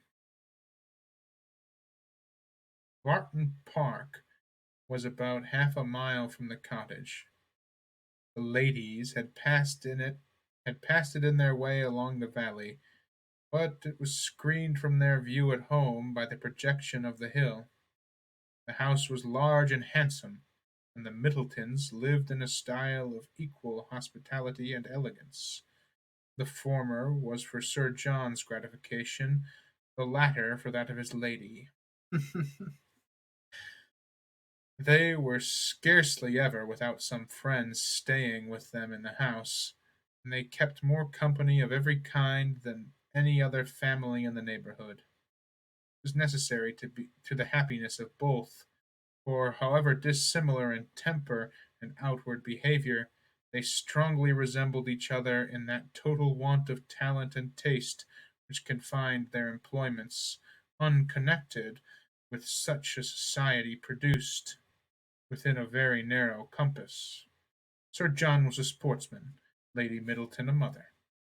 He hunted and shot, and she humoured her children, and these were their only resources. Lady Middleton had the advantage of being able to spoil her children all the year round, while Sir John's independent employments were in existence only half the time. Continual engagements at home and abroad, however, supplied all the deficiencies of nature and education, supported the good spirits of Sir John, and gave exercise to the good breeding of his wife.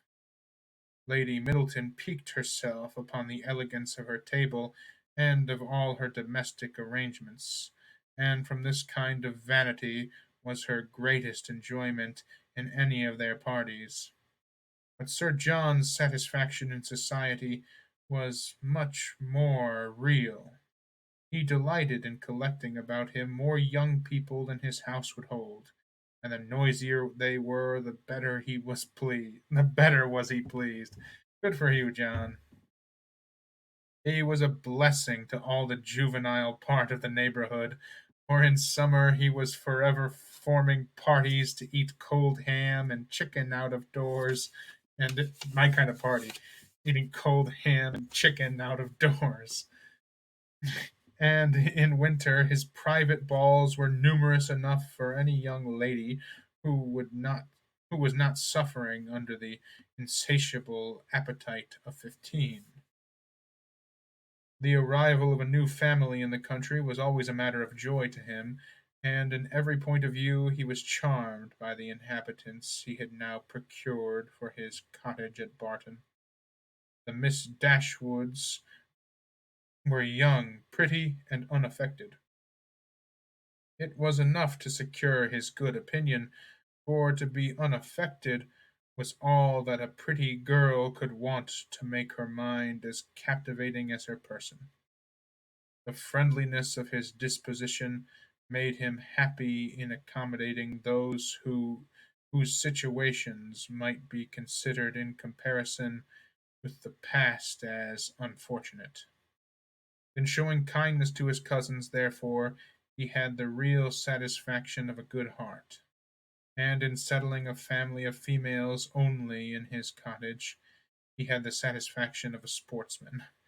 For a sportsman, though he esteems only of those of his sex who are sportsmen likewise, is not often desirous of encouraging their taste by admitting them to a residence within his own manor. Mrs. Dashwood and her daughters were met at the door of the house by Sir John, who welcomed them to Barton Park with unaffected sincerity.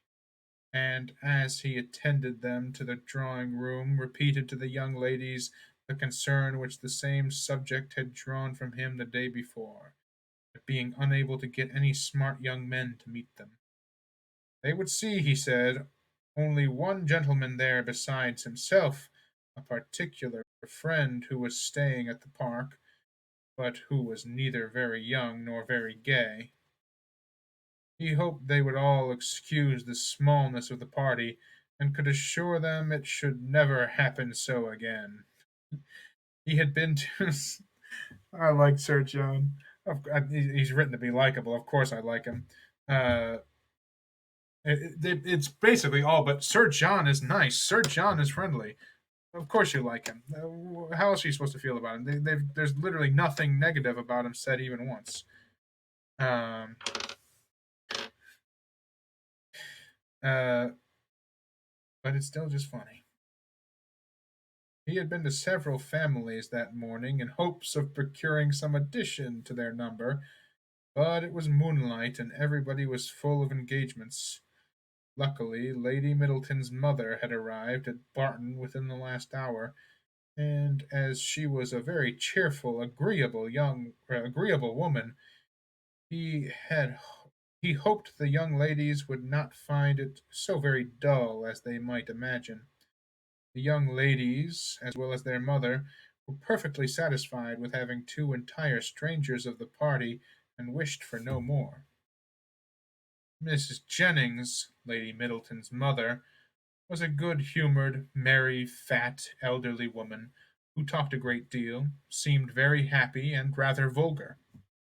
She was full of jokes and laughter, and before dinner was over had said many witty things on the subject of lovers and husbands, hoped they had not left their hearts behind them in Sussex, and pretended to see them blush, whether they did or not. Marianne was vexed at it for her sister's sake, and turned her eyes towards Eleanor to see how she bore these attacks, with an earnestness which gave Eleanor far more pain than could arise from such commonplace raillery as Miss Jennings. Colonel Brandon, the friend of Sir John, seemed no more adapted by resemblance of manner to be his friend than Lady Middleton was to be his wife, or Mrs. Jennings to be the Lady Middleton's mother.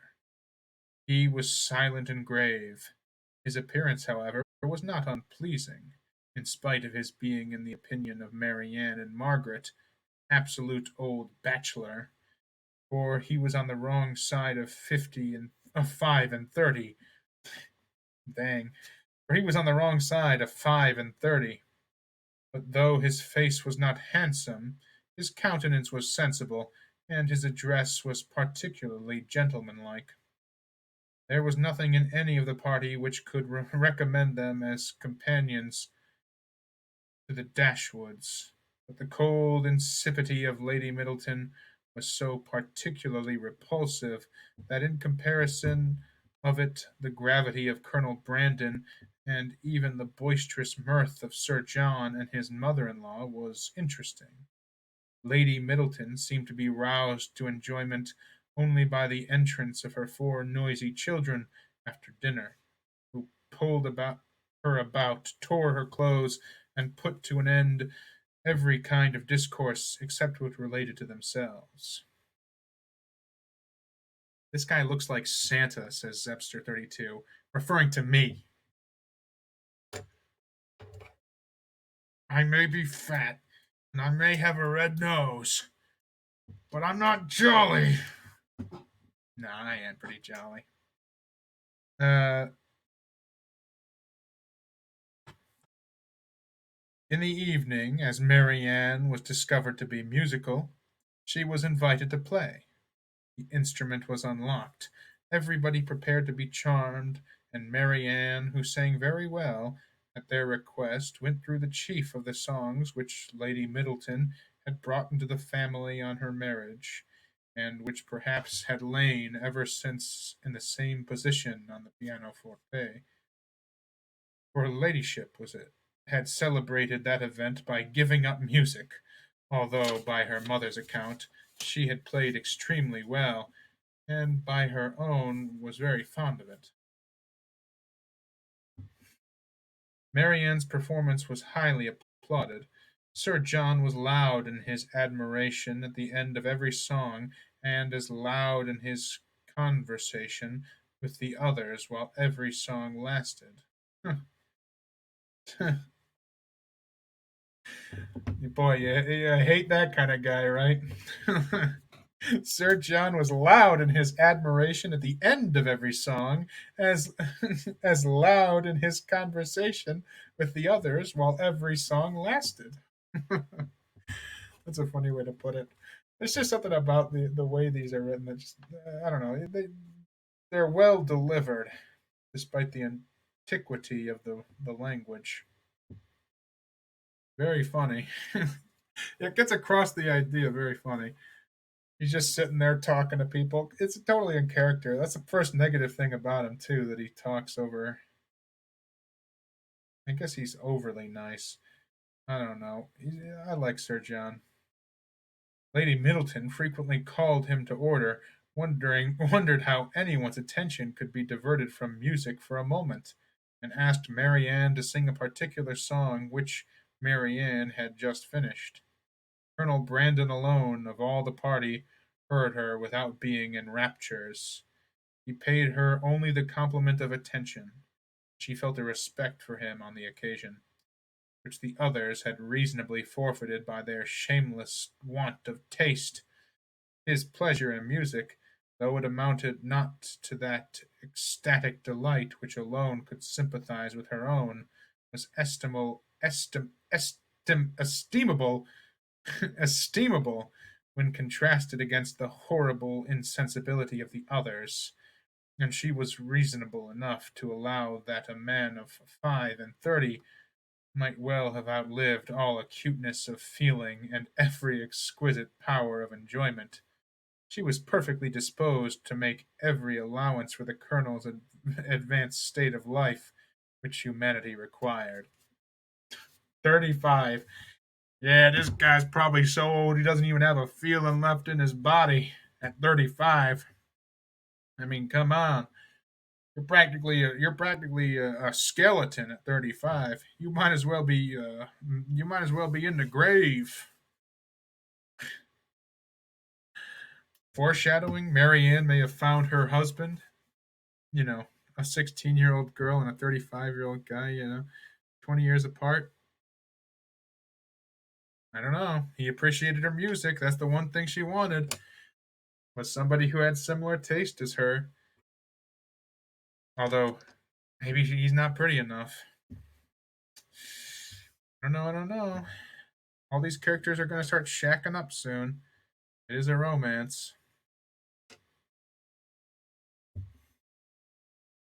Let's get at least another chapter in, probably maybe another couple. Actually, yeah, let's try to get at least to chapter 10 here tonight. With 343 pages. I'm going to want to at least get to page 50, it feels like. If I did 50 per stream, 6 streams, try to 6, 7 streams. Just working out the math of how long this is going to take to get through this book, but not like there's any rush. There's no. I'm not one of those people who tries to collect books. It's not good, I don't think. Try to be like, oh yes, I've read this, and this. Oh well, what do you want to talk about them? Oh no, I can't remember a thing about them. It's much the discussion and appreciation of the literature much more important. Reading it in a timely manner.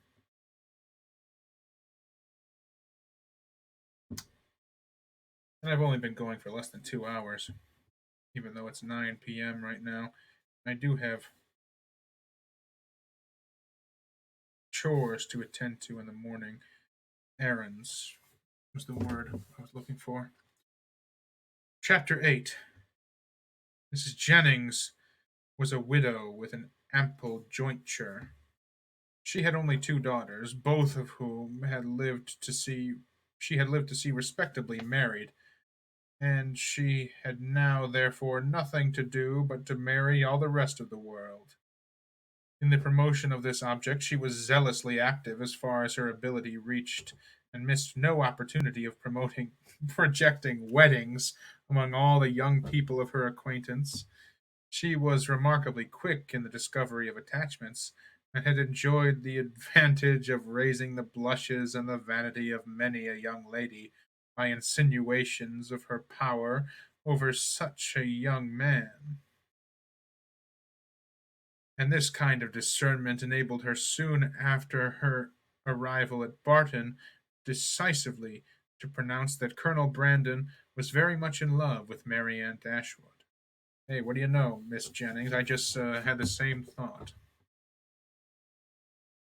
She rather suspected it to be so on the very first evening of their being together, from his listening so attentively while she sang to them, and when the visit was returned by the Middletons dining at the cottage, the fact was ascertained by his listening to her again. Must be so. She was perfectly convinced of it. It would be an excellent match, for he was rich and she was handsome. That's all you need. He was rich and she was handsome. That's a sentence right there. It would be an excellent match, for he was rich and she was handsome. Miss Jennings had been anxious to see Colonel Brandon well married ever since her connection with Sir John first brought him to her knowledge, and she was always anxious to get a good husband for every pretty girl. I'm handsome too, says Dr. De Angles. Of course, talking the I'm in that. She's talking about me. Talking from my perspective. This part reminds me of Pierre Bezukov in War and Peace. Natasha, he falls in love with her while she's very young and he's older because she's good at singing. Um, Probably just how like 90% of all marriages occurred. Somebody sang a pretty song and they're like, oh my goodness. The immediate advantage to herself was by no means inconsiderable, for it supplied her with endless jokes against them both. At the park she laughed at the colonel, and in the cottage at Mary Ann. The former her raillery was probably, as far as it regarded only himself, perfectly indifferent, but to the latter it was at first incomprehensible, and when its object was understood, she hardly knew whether most to laugh at its absurdity or censure its impertinence, for she considered it as an unfeeling reflection on the colonel's advanced years and on his forlorn condition as an old bachelor. She really has just damned him to being a sad old man. He cannot be anything but in her mind, even though he's a 35-year-old colonel. Mrs. Dashwood, who could not think a man 5 years younger than herself so exceedingly ancient as he appeared to the youthful fancy of her daughter, ventured to clear Mrs. Jennings from the probability of wishing to throw ridicule on his age. But at least, mamma, you cannot deny the absurdity of the accusation, though you may not think it intentionally ill-natured. Colonel Brandon is certainly younger than Mrs. Jennings, but he is old enough to be my father. To be my father, if he were ever animated enough to be in love, must have long outlived every sensation of the kind. It is too ridiculous. When is a man to be safe from such wit if age and infirmity were not to protect him? Infirmity, said Eleanor. You call Colonel Brandon infirm? I can easily suppose that his age may appear much greater than to my mother, but you can hardly deceive yourself as to his having the use of his limbs. Did you not hear him complain of the rheumatism?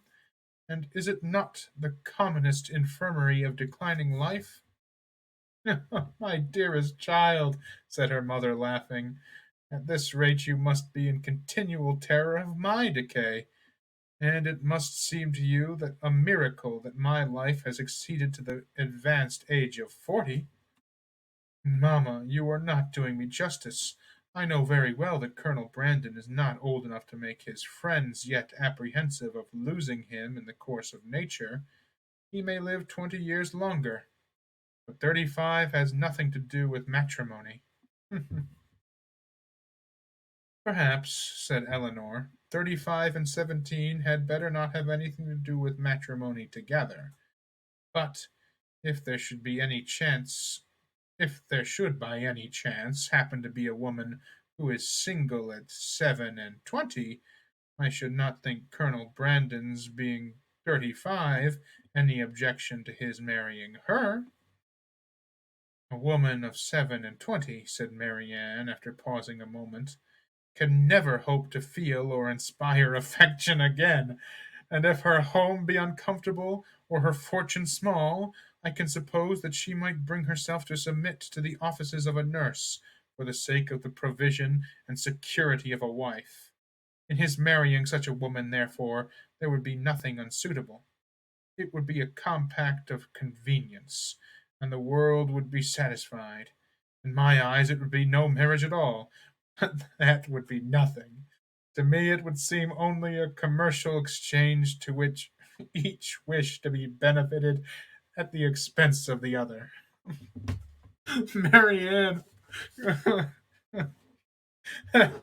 a woman of 27, should never think of should never think to herself, can never hope to feel or inspire affection again. 27. Oh no. Oh no. It would be impossible, I know, replied Eleanor, to convince you that a woman of 20 and 7 could feel for a man of 30 and 5 anything near enough to love to make him a desirable companion to her. But I must object to your dooming Colonel Brandon and his wife to the constant confinement of a sick chamber merely because he chanced to complain yesterday, a very cold and damp day, of a slight rheumatic feel in one of his shoulders. But he talked of flannel waistcoats, said Marianne, and with me a flannel waistcoat is invariably connected with aches, cramps, rheumatisms, and every species of ailment that can afflict the old and the feeble. Had he been only of had he been only in a violent fever, then you would not have despised him half so much. Confess, Marianne, is not there something interesting you in the flushed cheek, hollow eye, and quick pulse of a fever? Soon after this, upon Eleanor's leaving the room, Mamma, said Marianne, I have an alarm on the subject of illness, which I cannot conceal from you. I am sure Edward Ferrars is not well. We have now been here almost a fortnight, and yet he does not come. Nothing but real indisposition could occasion this extraordinary delay. What else can detain him at Norland? Had you any idea of his coming so soon? Said Mrs. Dashwood. I had none. On the contrary, if I had felt any anxiety at all on the subject, it had been in recollecting that he sometimes showed a want of pleasure and readiness in accepting my invitation when I talked of his coming to Barton. Does Eleanor expect him already? I have never mentioned it to her, but of course she must. I rather think you are mistaken, for when I was talking to her yesterday of getting a new grate for the spare bedchamber, she observed that there was no immediate hurry for it, as it was not likely that the room would be wanted for some time. Yeah, because she's going to sleep in her bed. Don't wear flannel, says Ceramic Green Chicken. Yeah, unless they want you to think that That's invariably connected with aches, cramps, rheumatism, and every species of ailment that can afflict the old and feeble. Marianne's so funny in her naivete. It's very funny. Uh, how strange this is. This is Marianne. What can be the meaning of it? But the whole of their behavior to each other has been unaccountable. How cold, how composed were their last adieus! How languid their conversation the last evening of their being together! Edward's farewell there was no distinction between Eleanor and me. It was the good wishes of an affectionate brother, or both, uh, to both. Twice did I leave them purposefully together in the course of the last morning, and each time did he most unaccountably follow me out of the room. And Eleanor, in quitting Norland and Edward, cried not as I did. Even now her self command is invariable. When is she dejected or melancholy? When does she try to avoid society, or appear restless and dissatisfied in it? End of chapter 8. Still liking Marianne the best. She's very funny in her young naivete, judging the heck out of poor old Colonel Brandon. Uh, well, we'll see. This Colonel Brandon character seems like he's important. Got to keep an eye out for him. See who he's gonna marry, if anyone. I like these stories. It's literally just there's not like what's gonna happen. It's who's gonna marry who. uh, published in 1811. So this long outdates War and Peace. Um, this is this time period that War and Peace was writing about, although obviously not in England.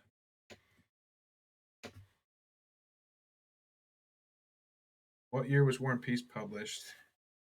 1860 something, 1864, something like that. What year was War and Peace published? 1869. Uh,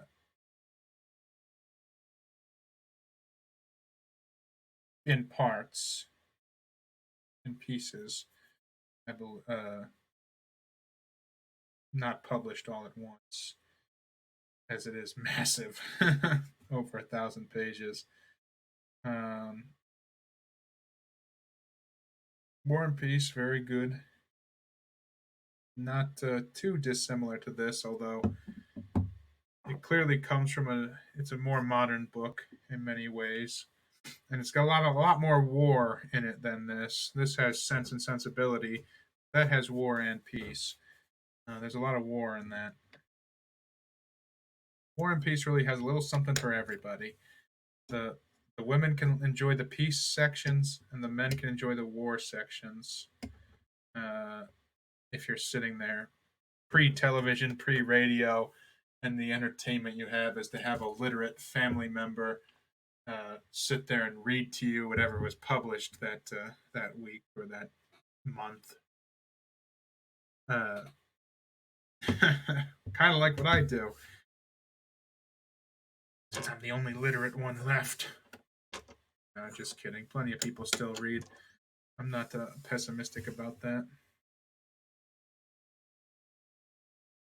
Chapter 9. The Dashwoods were now settled at Barton with tolerable comfort to themselves. The house and the garden, with all the objects surrounding them, were now become familiar, and the ordinary pursuits which had given to Norland half its charms were engaged in again with far greater enjoyment than Norland had been able to afford since the loss of their father. Sir John Middleton, who called on them every day for the first fortnight, and who was not in the habit of seeing much occupation at home, could not conceal his amazement on finding them always employed. Their visitors, except those from Barton Park, were not many, for in spite of Sir John's urgent entreaties, that they would mix more in the neighborhood, and repeated assurances of his carriage being always at their service. The independence of Mrs. Dashwood's spirit overcame the wish of society for her children, and she was resolute in declining to any visit to visit any family beyond the distance of a walk. There were but few could be so classed, and it was not all of them that were amiable. About a mile and a half from the cottage, along the narrow winding valley of Allenham, which issued from that of Barton as formerly described, the girls had in one of their earliest walks discovered an ancient respectable looking mansion, which by reminding them a little of Norland interested their imagination and made them wish to be better acquainted with it. But they learned on inquiry that its possessor, an elderly lady of very good character, was unfortunately too infirm to mix with the world, and never stirred from home. The whole country about them abounded in beautiful walks. The high downs, which invited them from almost every window of the cottage to seek the exquisite enjoyment of air on their summits, were a happy alternative when the dirt of the valleys beneath shut up their superior beauties, and toward one of these hills did Marianne and Margaret one memorable morning direct their steps, attracted by the partial sunshine of a showery sky, and unable longer to bear the confinement which the settled rain of the two preceding days had occasioned.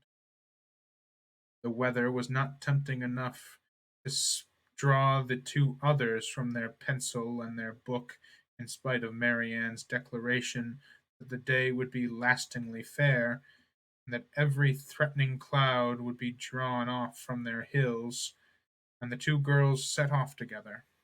They gaily ascended their downs, rejoicing in their own penetration at every glimpse of the blue sky.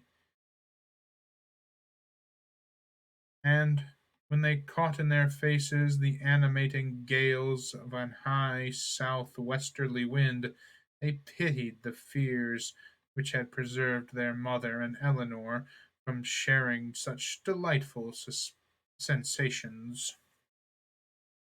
"Is there a felicity in the world," said Marianne, "superior to this? Margaret, we will walk here at least 2 hours." Margaret agreed, and they pursued their way against the wind, resisting it with laughing delight for about 20 minutes longer. And suddenly the clouds united over their heads, and a driving rain set full in their face. Chagrined and surprised, they were obliged, though unwillingly, to turn back, for no shelter was nearer than their own house. One consultation, however, remained for them, to which the exigence of the moment gave more than usual propriety. It was that of running with all possible speed down the steep side of the hill which led immediately to their garden gate.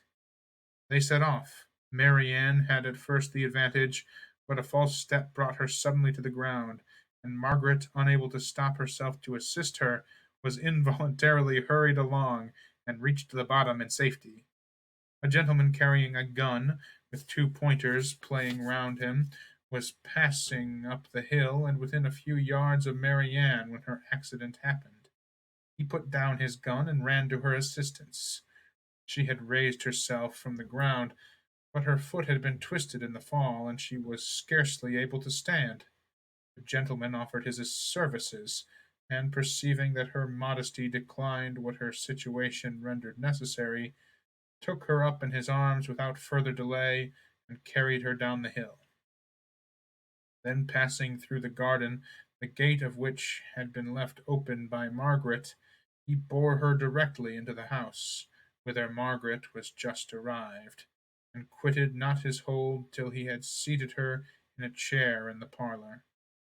Eleanor and her mother rose up in amazement at their entrance, and while the eyes of both were fixed on him with an evident wonder and secret admiration which equally sprung from his appearance, he apologized for his intrusion by relating its cause in a manner so frank and so graceful that his person, which was uncommonly handsome, received additional charms from his voice and expression.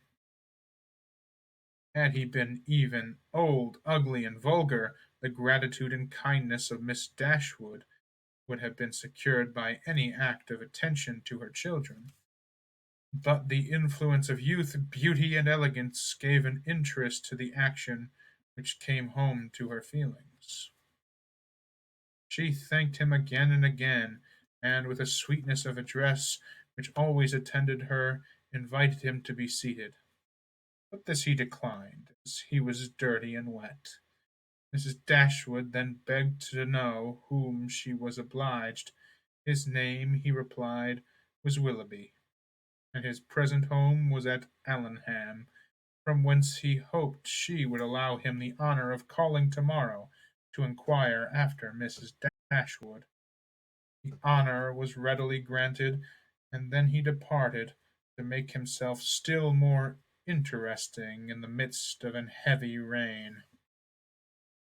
His manly beauty and more than common gracefulness were instantly the theme of general admiration, and the laugh which his gallantry raised against Marianne received particular spirit from his exterior attractions.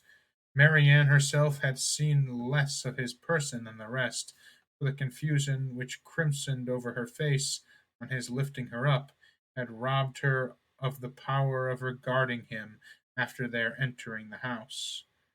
But she had seen enough of him to join in all the admiration of the others, and with an energy which always adorned her praise, his person and air were equal to what her fancy had ever drawn for the hero of a favorite story, and in his carrying her into the house with so little previous formality, there was a rapidity of thought which particularly recommended the action to her. Every circumstance belonging to him was interesting. His name was good.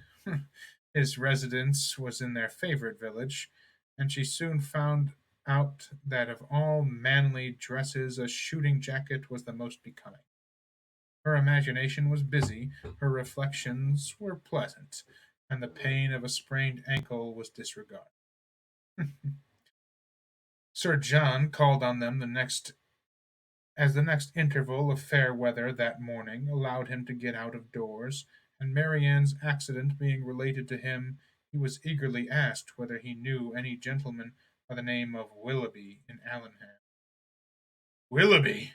cried Sir John. What? Is he in the country? That is good news, however. I will ride over tomorrow and ask him to dinner on Thursday. You know him, then? Said Mrs. Dashwood. Know him? To be sure I do. Why, he is down here every year. And what sort of a young man is he? As good a kind of fellow as ever lived, I assure you. A very decent shot, and there is not a bolder rider in England. And is that all you can say for him? Cried Marianne indignantly. But what are his manners and more immediate acquaintance? What his pursuits, his talents and genius? Sir John was rather puzzled. Upon my soul, said he, I do not know much about him as to all that, but he is a pleasant, good-humored fellow, and he has the nicest little black bitch of a pointer I ever saw. Was she out with him today? But Marianne could no more satisfy him as to the color of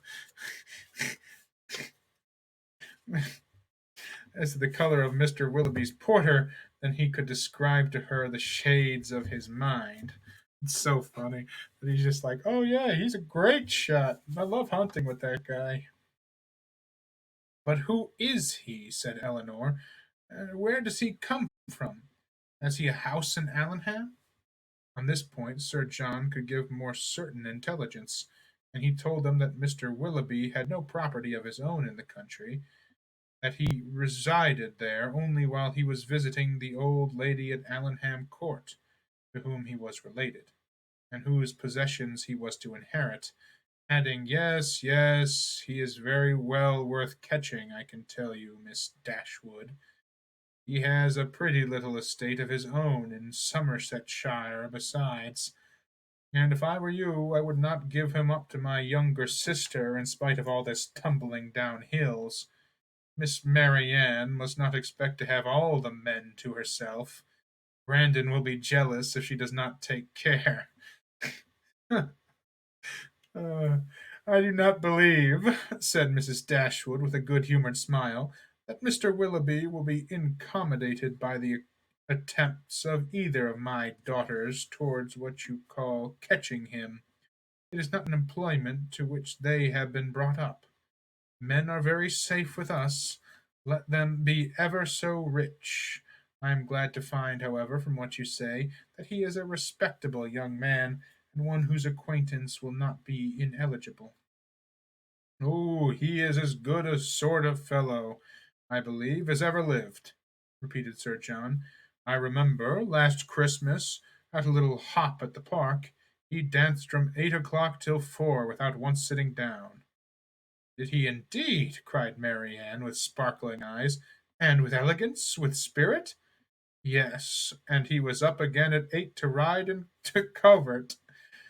This is what I like. That is what a young man ought to be. Whatever be his pursuits, his eagerness in them should know no moderation, and leave him no sense of fatigue." "Ay, ay, I see how it will be," said Sir John. "I see how it will be. You will be setting your cap at him now, and never think of poor Brandon." Poor Brandon, 35-year-old guy. I love Sir John just bringing him up, just making fun of her. "What is it?" "That is an expression, Sir John," said Mary Ann warmly, "which I particularly dislike. I abhor every commonplace phrase by which wit is intended, as setting one's cap at a man or making a conquest are the most odious of all. Their tendency is gross and illiberal, and if their construction could ever be deemed clever, time has long ago destroyed all its ingenuity." Sir John did not much understand this reproof, but he laughed as heartily as if he did, and then replied, "Ah, you will make conquests enough, I dare say, one way or other. Poor Brandon! He is quite smitten already, and he is very well worth setting your cap at, I can tell you, in spite of all this tumbling about and spraining of ankles." Poor Brandon.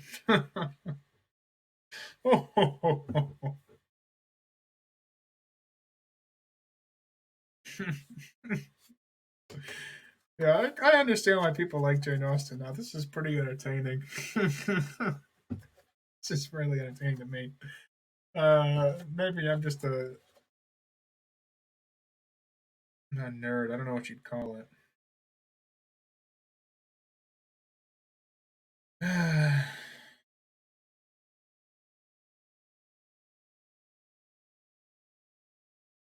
Chapter 10.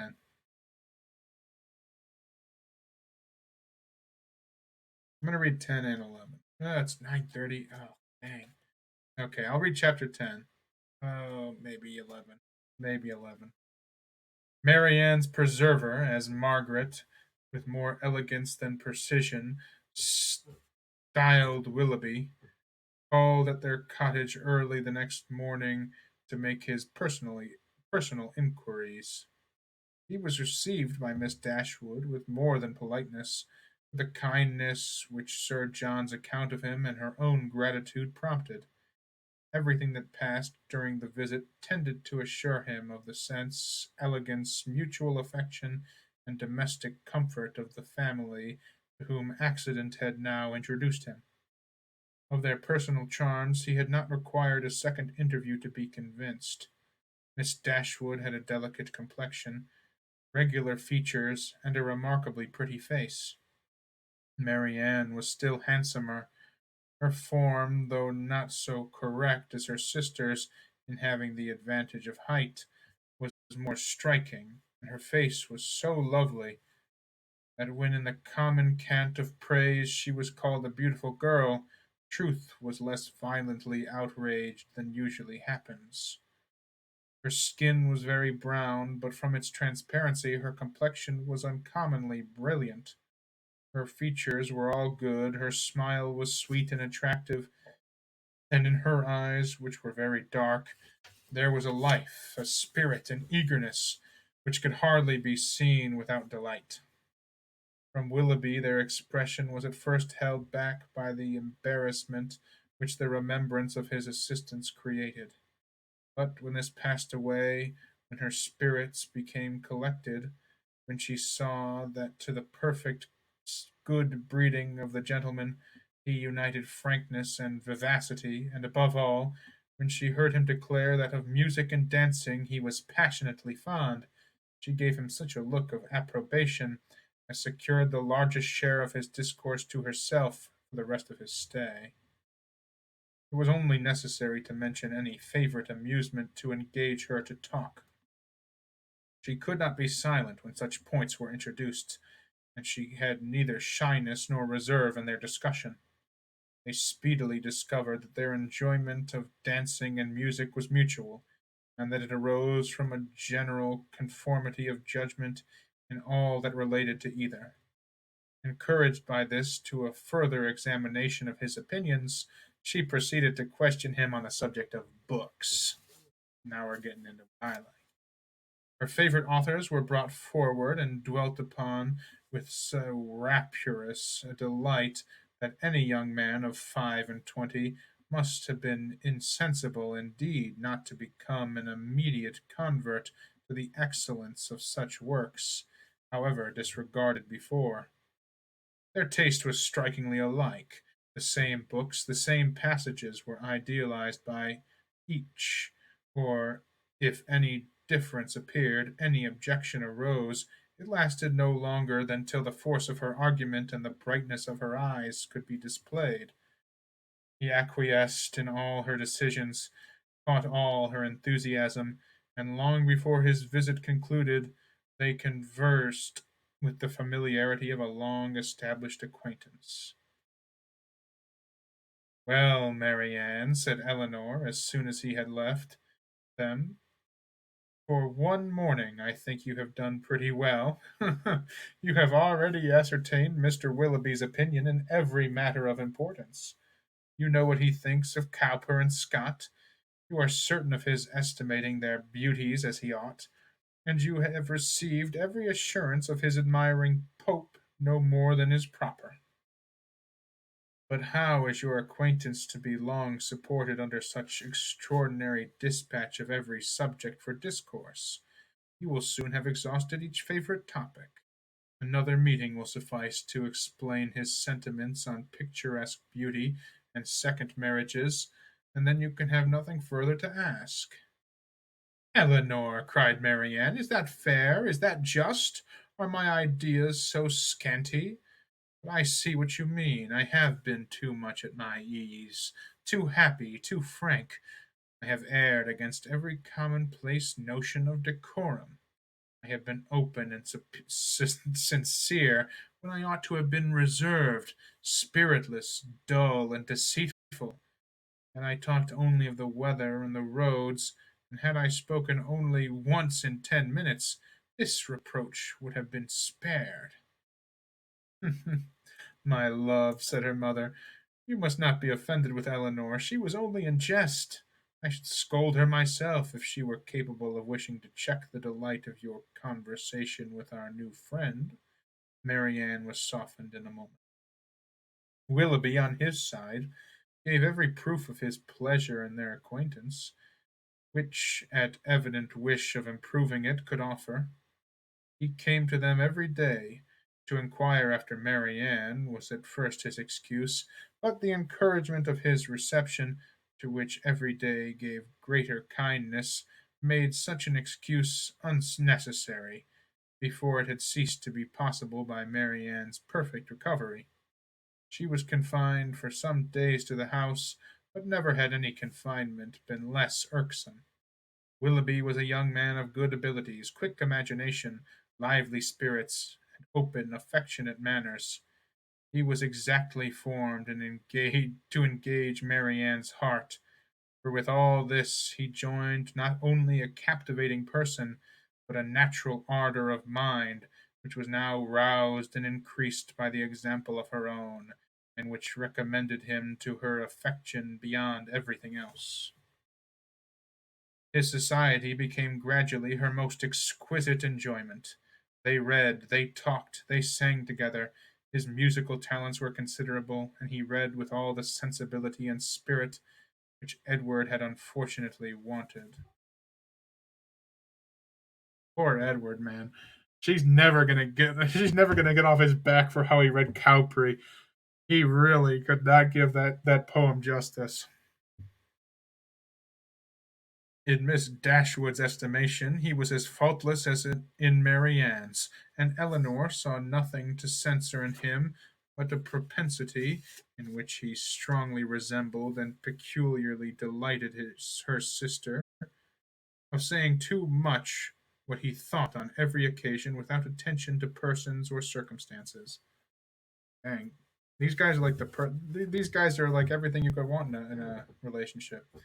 In hastily forming and giving his opinion of other people, in sacrificing general politeness to the enjoyment of undivided attention where his heart was engaged, and in slighting too easily the forms of worldly propriety, he displayed a want of caution which Eleanor could not approve in spite of all that he and Marianne could say in its support.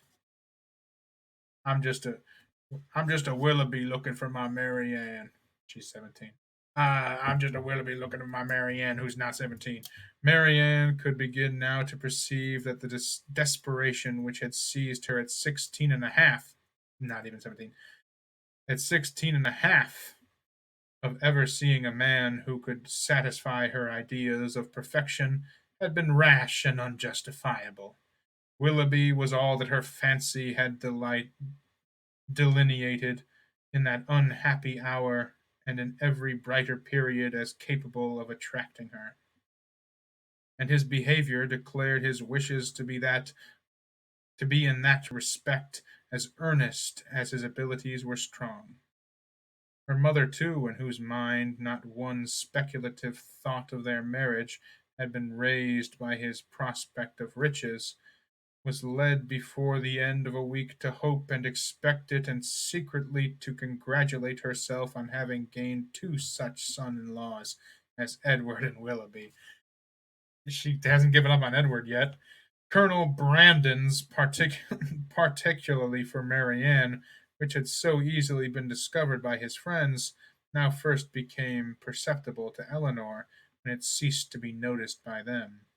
Their attention and wit were drawn off to his more fortunate rival, and raillery which the other had incurred before any particularity arose was removed when his feelings began really to call for the ridicule so justly annexed to sensibility. Eleanor was obliged, though unwillingly, to believe that the sentiments which Mrs. Jennings had assigned for him for her own satisfaction were now actually excited by her sister, and that, however a general resemblance of disposition between the parties might forward the affection of Mr. Willoughby, an equally striking opposition of character was no hindrance to the regard of Colonel Brandon.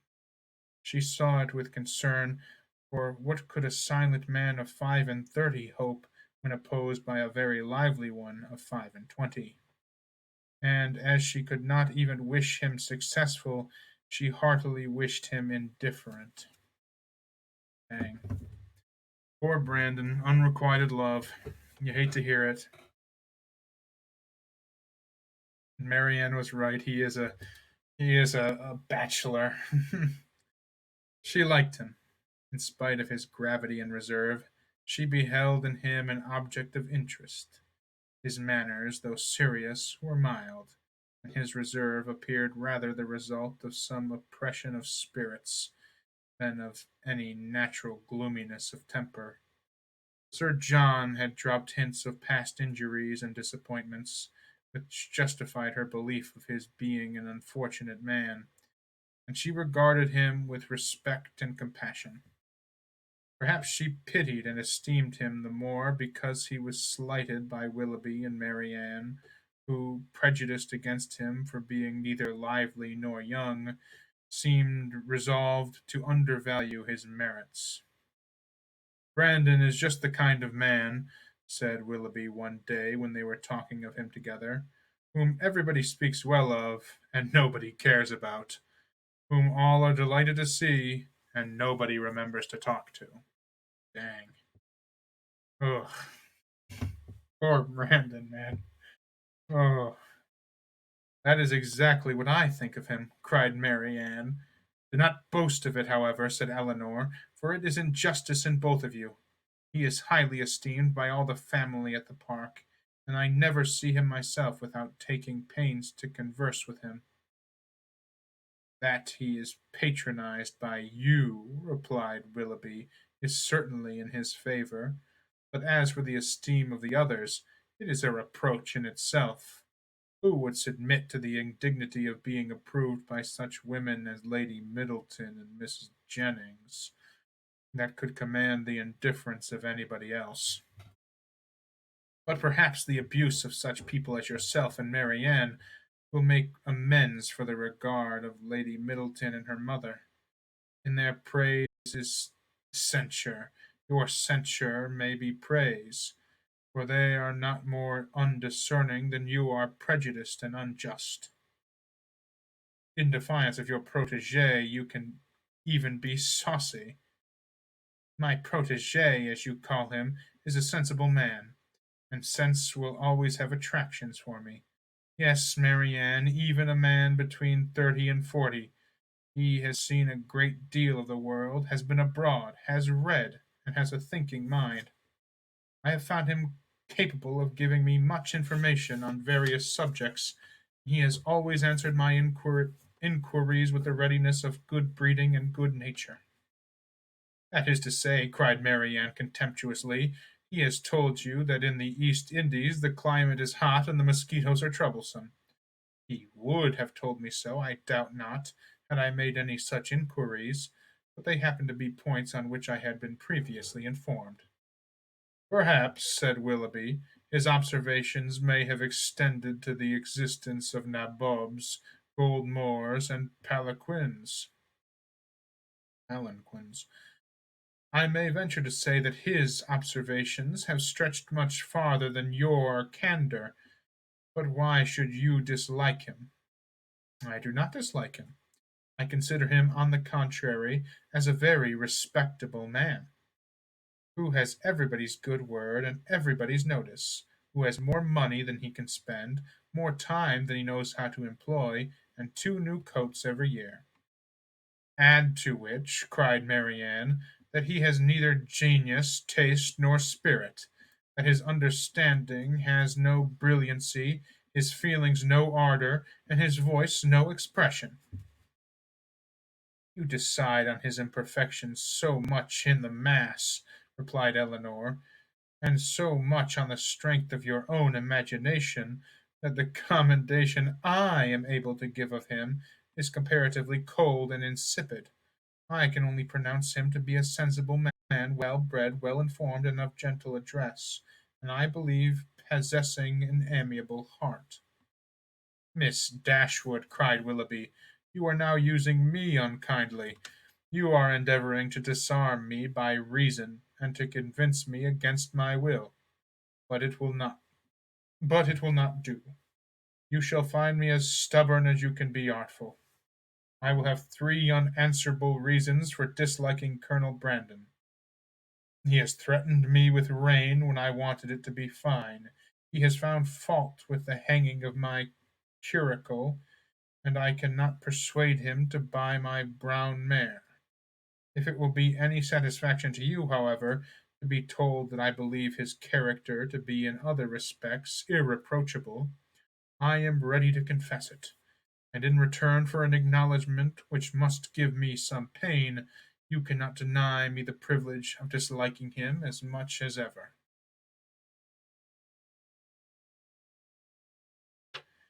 Chapter 11. Little had Mrs. Dashwood or her daughters imagined when they first came into Devonshire that so many engagements would arise to occupy their time as shortly presented themselves, or that they should have such frequent invitations and such constant visitors as to leave them little leisure for serious employments. Yet such was the case. When Marianne was recovered, the schemes of amusement at home and abroad which Sir John had been previously forming were put in execution. The private balls at the park then began, and parties on the water were made and accomplished as often as a showery October would allow. In every meeting of the kind Willoughby was included, and the ease and familiarity which naturally attended these parties were exactly calculated to give increasing intimacy to his acquaintance with the Dashwoods, to afford him opportunity of witnessing the excellency of Marianne, of marking his animated admiration of her, and of receiving in her behaviour to him the most pointed assurance of her affection. Eleanor could not be surprised at their attachment. She only wished that they were less openly shown, and once or twice did venture to suggest the propriety of some self-command to Marianne. But Marianne abhorred all concealment where no real disgrace could attend unreserve, and to aim at the restraint of sentiments which were not in themselves ill audible appeared to her not merely an unnecessary effort, but a disgraceful subjugation of reason to commonplace and mistaken notions. Willoughby thought the same, and their behaviour at all times was an illustration of their opinions. When he was present, she had no eyes for anyone else. Everything he did was right. Everything he said was clever. If their evenings at the park were concluded with cards, he cheated himself and all the rest of the party to get a good hand. If dancing formed the amusement of the night, they were partners for half the time, and when obliged to separate for a couple of dances, were careful to stand together and scarcely spoke a word to anybody else. I'm being attacked right now. Oh my, oh my. Oh, you hear that? There's a monster. Oh, it's not picking up on the mic. But oh, sorry, I'm being attacked. Ah! You can't see it, but there's a monster below. Goodness. Don't hurt me. Don't hurt me. My oh my oh. Me oh my oh. Look at Miss Ohio. Uh, such conduct made them, of course, most exceedingly laughed at, but ridicule could not shame and seemed hardly to provoke them. That's what I like. Miss Dashwood entered all into all their. Good night, Mr. Beast. Hope you're enjoying the story so far. I know I am. Mrs. Dashwood entered into all their feelings with a warmth which left her no inclination for checking the excessive display of them. To her it was but the natural consequence of a strong affection in a young and ardent mind. This was the season of happiness to Marianne. Her heart was devoted to Willoughby, and the fond attachment of Norland, which she brought with her from Sussex, was more likely to be softened than she had thought it possible before, by the charms which his society bestowed on her present home. Eleanor's happiness was not so great, her heart was not so much at ease, nor her satisfaction in their amusements so pure. And Eleanor's real, she's got some real issues here. How dare you be happy? You're being much too publicly happy. Um, it's not even, I mean, like, it's getting her minorly laughed at, but it's not like It's not like it's social suicide entirely. I mean, they're young, and even the mom's like, "Oh yes, that's what a young mind with in true love will feel." Like, it's not like they're gonna have any real consequences for this. Eleanor is just a total stick in the mud with her sense and her sensibility. I don't know. They afforded her no companion that could make amends for what she had left behind, nor could she teach. She's jealous, I understand now. Nor that could teach her to think of Norland with less regret than ever. Neither Lady Middleton nor Mrs. Jennings could supply to her the conversation she missed, although the latter was an everlasting talker, and from the first had regarded her with a kindness which ensured her a large sum of her discourse. She had already repeated her own history to Eleanor 3 or 4 times, and had Eleanor's memory been equal to her means of improvement, she might have known very early in their acquaintance all the particulars of Mr. Jennings' last illness, and what he said to his wife a few minutes before he died. Lady Middleton was more agreeable than her mother, only in being more silent. Eleanor needed little observation to perceive that her reserve was a mere calmness of manner, which with sense had nothing to do. Towards her husband and mother she was the same as to them, and intimacy was therefore never to be looked for nor desired. She had nothing to say one day that she had not said the day before. Her insipidity was invariable, for even her spirits were always the same, and though she did not oppose the parties arranged by her husband, provided everything were conducted in style and her 2 eldest children attended her, she never appeared to receive more enjoyment from them than she might have experienced in sitting at home, and so little did her presence add to the pleasure of the others by any share of their conversation, that they were sometimes only reminded of her being amongst them by her solicitude of her about her troublesome boys. In Colonel Brandon alone, of all her new acquaintance, did Eleanor find a person who could in any degree claim the respect of abilities, excite the interest of friendship, or give pleasure as a companion. Willoughby was out of the question. His admiration and regard, even her sisterly regard, was all his own. But he was a lover. His attentions were wholly Marianne's, and far less agreeable man might have been more generally pleasing. Colonel Brandon, unfortunately for himself, had no such encouragement to think of only of Marianne, and in conversing with Eleanor he found the greatest consolation for the total indifference of her sister.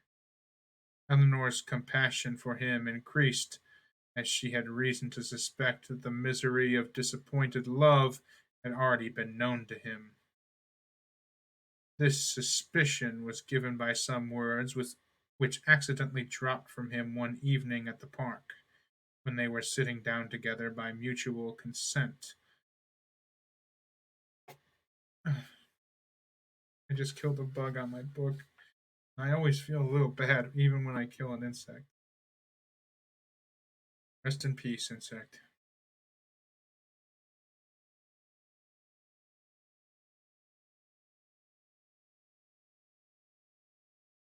Sorry. Eleanor's compassion for him increased, as she had reason to suspect that the misery of disappointed love had already been known to him. This suspicion was given by some words which accidentally dropped from him one evening at the park, when they were sitting down together by mutual consent, while the others were dancing. His eyes were fixed on Marianne, and after a silence of some minutes, he said with a faint smile, "Your sister, I understand, does not approve of such attachments." "No," replied Eleanor, "her opinions are all romantic. Or rather, as I believe, she considers them impossible to exist." "I believe she does. but how she contrives it without reflecting on the character of her own father, who had himself two wives, I know not. A few years, however, will settle her opinion on the reasonable basis of common sense and observation, and they may be more easy to define and to justify than they now are by anybody but herself. This will probably be the case, he replied, and yet there is something so amiable in the prejudices of a young mind, one is sorry to see them give way to the reception of more general opinions. Man, I think about that all the time. How just a couple of years ago, I had such absurd opinions, but they were a lot more entertaining than to just be than the very reasonable. Well, you probably shouldn't just go off believing some crazy half-cocked theory instead of what if the world is coming to an end? Think about that all the time. It is there is something so amiable in the prejudices of a young mind. Uh, it's, the one is sorry to see them give way to the reception of more general opinions. Well, Eleanor says, I cannot agree with you there, said Eleanor. There are inconveniences attending such feelings as Marianne's which all the charms of enthusiasm and ignorance of the world cannot atone for. Her systems have all the unfortunate tendency of setting propriety at naught, and a better acquaintance with the world is what I look forward to as her greatest possible advantage. After a short pause, he resumed the conversation by saying, Does your sister make no distraction in her objections against a second attachment, or is it equally criminal in anybody? Are those who have been disappointed in their first choice, whether from the inconsistency of its object or the pervasiveness of circumstances, be equally indifferent during the rest of their lives?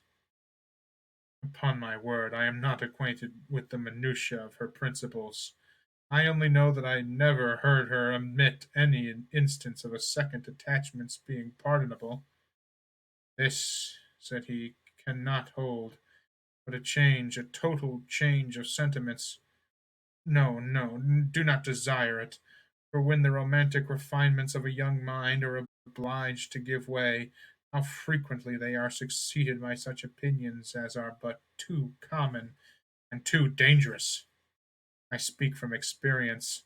I once knew a young lady who in temper and mind greatly resembled your sister, who thought and judged like her, but who from an enforced change, from a series of unfortunate circumstances. Here he stopped suddenly, appeared to think that he had said too much, and by his countenance gave rise to conjectures which might not otherwise have entered Eleanor's head. The lady would probably have passed without suspicion had he not convinced Miss Dashwood that what concerned her ought not to escape his lips. As it was required but a slight effort of fancy to connect his emotion with the tender recollection of past regard. Eleanor attempted no more, but Marianne, in her place, would not have done so little. The whole story would have been speedily formed under her active imagination, and everything established in the most melancholy order of disastrous love. End of chapter 11. And that brings us to almost page 50, basically. 50 pages a day. Well, how many did I actually read? Because it starts on page.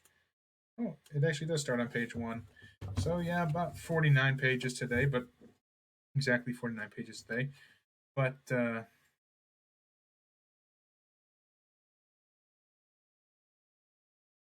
somewhere around 50, a little bit more than 50 next time, maybe, and then a little bit more than 50 the time after that. We'll see. Hopefully, not get this. Hopefully, get done with this around, a week or so. a week or so of streams. Um, that's, I think, where I'm going to leave it off for the night. Uh, but hopefully, I hope to stream again at least one time this weekend. And then Monday, hopefully Monday, Tuesday, and Wednesday. I don't think I have any reason not to. Hopefully next week, more streams than there were this week, so that we can get through. Not get through. I'm not trying to push through quickly or anything. I'm quite enjoying the story, so that we can get through Sense and Sensibility. And maybe after that, some Dickens. I'm kind of in the mood for some Dickens now after this. I don't know. The winter brings about the need for British authors, I guess, in my spirit. Well, good night to the one viewer still here. If you're still watching. And good night if anybody is watching this after the fact. Good night, good day, good life, good year, good morrow, good morning. Good, good, good, good, good, good, good. Good reading, good night. Good night, ceramic green chicken. Thanks for watching to the end.